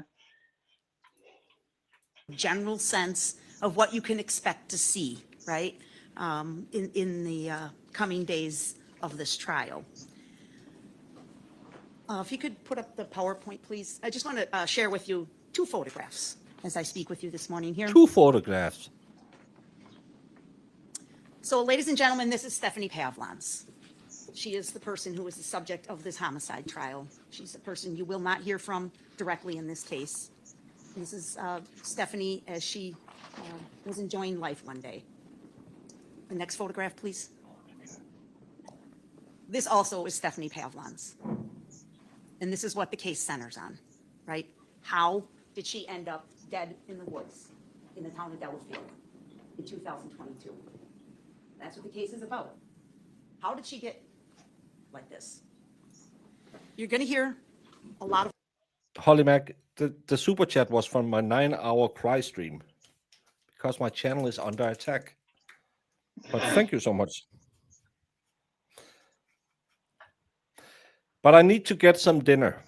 So either I'm taking dinner now and we can start this up again in an hour, or I can go make my dinner and just keep it running, but then we'll have an hour. Well, we're an hour behind, so we might be able to skip through lunch break. What do you say? Should I just keep it running while I make my dinner?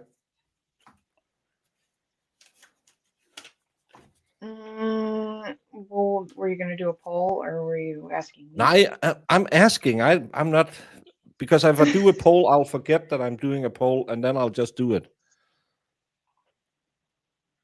Shouldn't take you. No, but I also need to make no. I need to set up so it's a new stream. So Yeah, because you want to keep it separate from what you're doing. Yeah. What time is it where you are right now, Jamie? Because we had that. 12. It's 12 o'clock. It's 12, right? 12. Yes. We will be back at 1, There you go. and we will be covering the Matthew Powell case. Okay. Is that a deal? Deal. Daria, are you new here? I don't get to decide what I want. No, he goes off of what you guys say and sometimes what I say, but mostly what you guys say. So Slidey Pie says leave it on. no, because you want to separate it from. I need to separate it from, but I can't set one up and then keep it running so we don't get too far behind. Well, if you want to, I guess if you want to start it. Well, we'll just let her Testimony, run, ladies and then gentlemen, I'll and the go first off thing I'm screen gonna and ask you we'll. to do is be patient, right? This is a pretty complex case. It's not as if I can put one witness on the stand and have him or her explain the whole thing to you and we could be done in a day, right? You can realize if we're telling you this is gonna take 2 weeks, you're gonna have to be a little bit patient. You're given the opportunity to take notes. If that's something you're comfortable with, I would encourage you to take notes because there's a lot. There's a lot to keep track of. 2 weeks? Maybe you're one of these guys that can just see it and hear it once and you're good. That's fine too. But the evidence that we're going to present to you through the course of these next 2 weeks is a culmination of a lengthy investigation, okay? You're going to hear that Stephanie sadly was discovered by a construction crew who was out I working am in the demanding neighborhood him shut on it the down. date of September 9, So people can 2022. just find this. And you will hear that the reason they discovered her body is because there was an overwhelming odor as they were out working in the area. And that's what drew their attention to the woods and made them go into the woods to explore. And of course, made this horrible discovery. When investigators were first at the scene, along with the medical examiner and members of her staff, they could not even tell the gender of this person because the body had been so grossly decomposed over time. Judge Ramirez had warned you on Friday, some of these details are going to be a little bit gruesome, and we do apologize for that, but it's really important for you to know. The condition of the body when they found it was decomposed largely by insect infestation, maggots, so that her entire neck and face area was pretty much gone. There's no soft tissue. And I don't mean to sound flip, but her appearance was kind of similar to one of the Halloween skeletons you would see in your neighbor's yard this time of year, because there was no flesh, no soft tissue remaining. Stephanie Pavlans was 44 years old when she died. And you were going to hear a little bit of background about Stephanie, who she was. It's our understanding she grew up in Delafield. Her parents, Richard and Georgianne, longtime residents. I think they said they lived in their house more than 50 years in the city of Delafield. And she's a young woman, probably about 24, 25 years ago now. She met the defendant, Matthew Paul, at a bowling alley. And the two became involved with each other and remained involved in each other's lives till 2022. In fact, they had a child in common. They had a daughter born to them in 2003, Layla. They had never married. Their relationship is described by friends and family as on again, off again. It was obviously a personal relationship. They'd come in and out of each other's lives. They lived together. And then Stephanie would go back and stay with her parents for a time or two, and then they get back together. In 2022, the defendant, Matthew Paul, had an apartment right on the other side of the golf course here, just down the street from us, off of Delafield Street in the city of Waukesha. And at that same time, we will present evidence to you that he was involved in an online relationship with 2 women in the Philippines, women that he had met through some kind of dating website or online chat room or something of that sort. And he was deeply involved with these women. This wasn't just like every now and then he'd chat them up and say, how's it going? He would talk to them on a daily basis. He became involved in an online sexual relationship with them. He would talk to them frequently. And he began to make plans to move to the Philippines with an intention, it seemed, to be involved in a personal or sexual relationship with one or both of them. He would describe Stephanie to these people as just a coworker or an employee. This all became derailed, his plan to move to the Philippines, in about June or July of 2022, when he injured his foot in some type of accident, his foot or his ankle. And it laid him up. He was on crutches. He was in a walking cast or a boot type of thing. And he was struggling to the point where he had to rely on Stephanie more and more to help him with his daily cares. Because if you've ever been on crutches, you know it's not easy just to grocery shop, right? So he starts relying on Stephanie more and more. She's much more involved in his life around this time, beginning in the summer of 2022. And this derails his plans to move to the Philippines. He had been hoping to get there by the end of the summer. He also starts treatment at Orthopedic Associates of Wisconsin on Gulf Road in the town of Delafield. Physical therapy. Talked about that on Friday. A lot of people have been there for physical therapy, right? Nothing unusual about that. But what is so significant about that is the date of August 23, 2022. That's a day you're going to hear a lot about. By the end of this trial, you'll be able to repeat it back to me, August 23 of 2022. Because that's the day we believe he killed Stephanie Pavlons in the woods just outside of Orthopedic Associates and right up against the golf course at Western Lakes. On that day, we will be able to prove to you that Mr. Paul had an appointment at Orthopedic Associates. We will be able to prove to you that he and Stephanie left the apartment in Waukesha here, drove northbound on Delafield Street up to Grandview Boulevard, took a right, headed north up Grandview Boulevard, crossed Silvernail, where the old gas house used to be there, crossed I-94, crossed Gulf Road, and not crossed Gulf Road, got the Gulf Road, took a left. The new DMV station is up there right now. You may be familiar with that intersection. You will hear testimony that they stopped at the Quick Trip at that location, stayed there for about 20 minutes. Stephanie goes in, buys some breakfast food. Apparently they sit in the car, eat breakfast. Importantly, you will hear that they leave Quick Trip at about 9:11 a.m. and they arrive at the parking lot of Orthopedic Associates at 9:16 a.m. This will be proven by cell phone records. He arrives in the parking lot at 9:16 a.m., but he doesn't check in for his appointment until 9:34 a.m. So there's about a 16-minute gap there. He goes into his appointment. We will present records to you from the clinic. He's seen by a therapist at about 9:38 a.m. He goes back to meet with the therapist, and he's released at 10:33 a.m. The appointment is over. You will hear, based on cell phone records, that again, he goes out, well, strike that. Released at 10:33 a.m. You will hear from cell phone records that he does not leave the parking lot in the area of Orthopedic Associates until 10:53 a.m. During these two gaps, the 16-minute gap before the appointment and the 20-minute gap after the appointment, we have no idea where Mr. Paul is or what he's doing. There's no activity on his phone. He's not moving anywhere. There's nothing that we could find that tells us what he's up to during these gaps of time.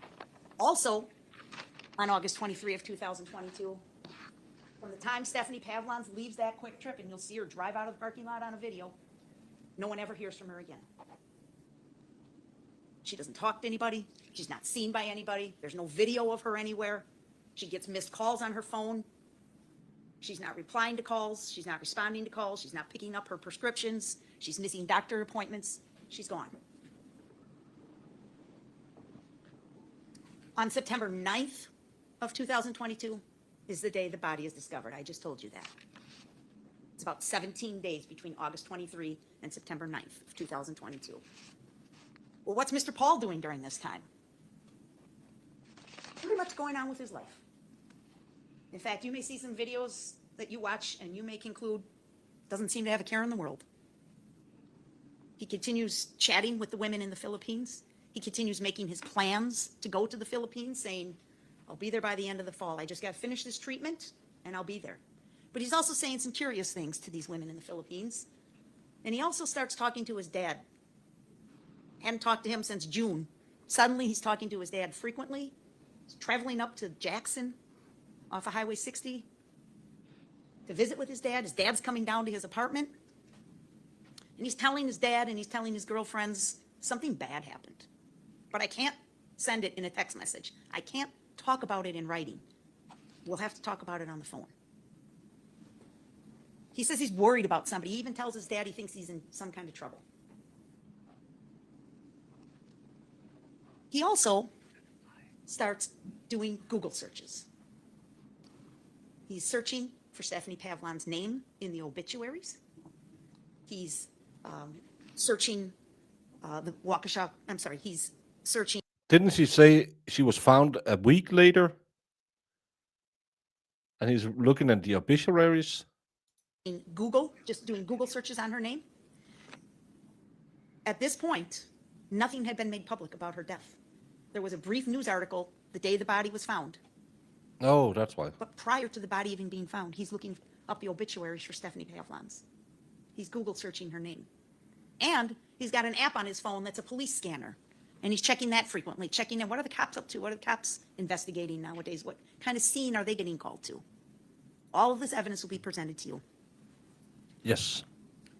The one thing he doesn't do, This is in Waukesha, Wisconsin. This is the same lady who was the lead prosecutor against Al Brooks. the one thing Matthew Paul does not do, ladies and gentlemen, that you will hear during this trial, is alert anybody to the fact that Stephanie is missing. He doesn't call her parents. He doesn't call the police. He doesn't ask the neighbors. He doesn't even call their own daughter. He doesn't lift one finger to alert anybody to the fact that Stephanie is gone. In fact, it's not until September 17th of 2022 that police go to his apartment with a search warrant to look for evidence. And that's the first chance they get to talk to Mr. Paul about this. And what does he do? He lies.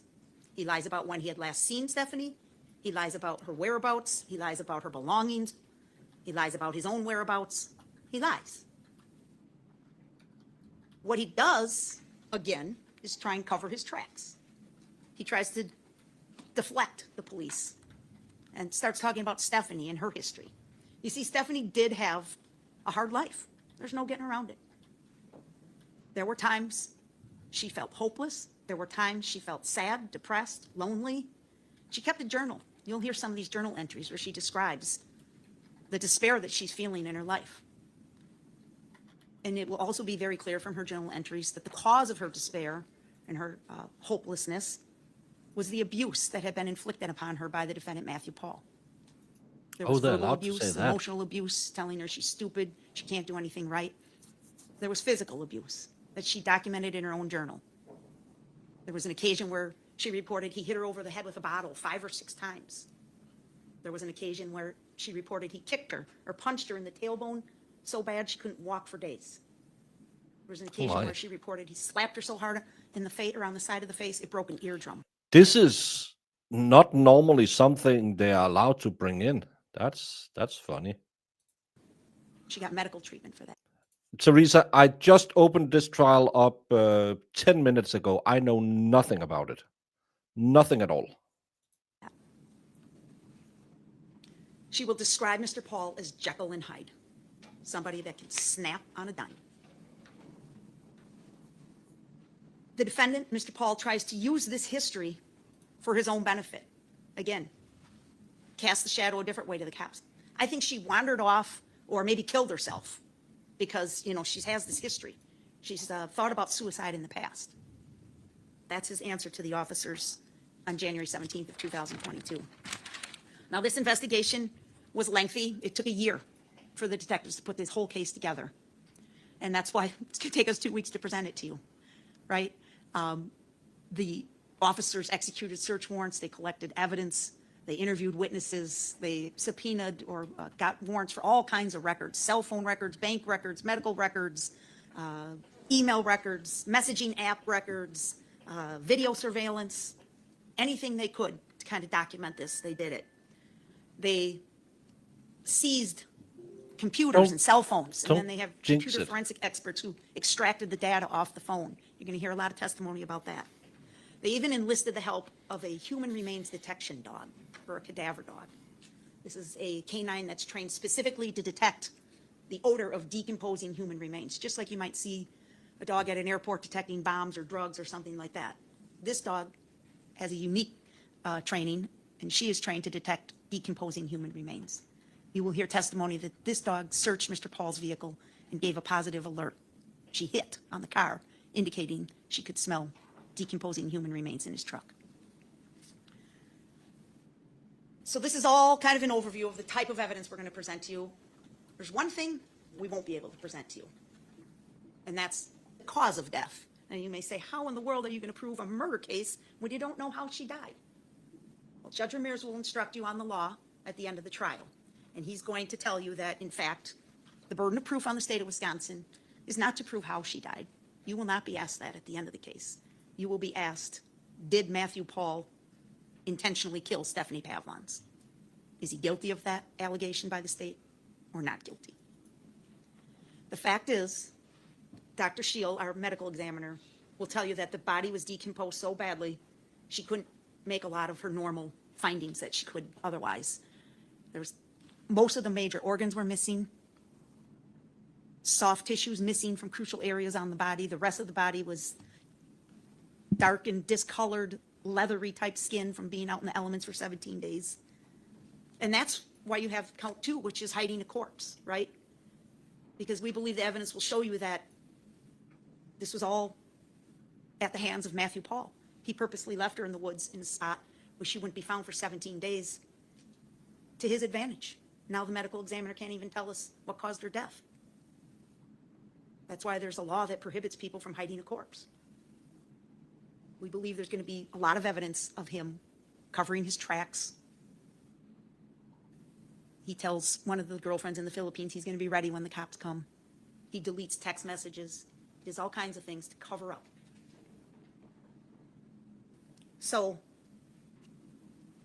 again, I'm asking you to be patient and pay good attention, because every witness has something important to tell you, right?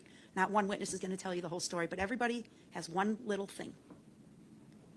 And we believe that at the end, when we have presented our entire case to you, you will be convinced that Matthew Paul is guilty of these charges we've levied against him.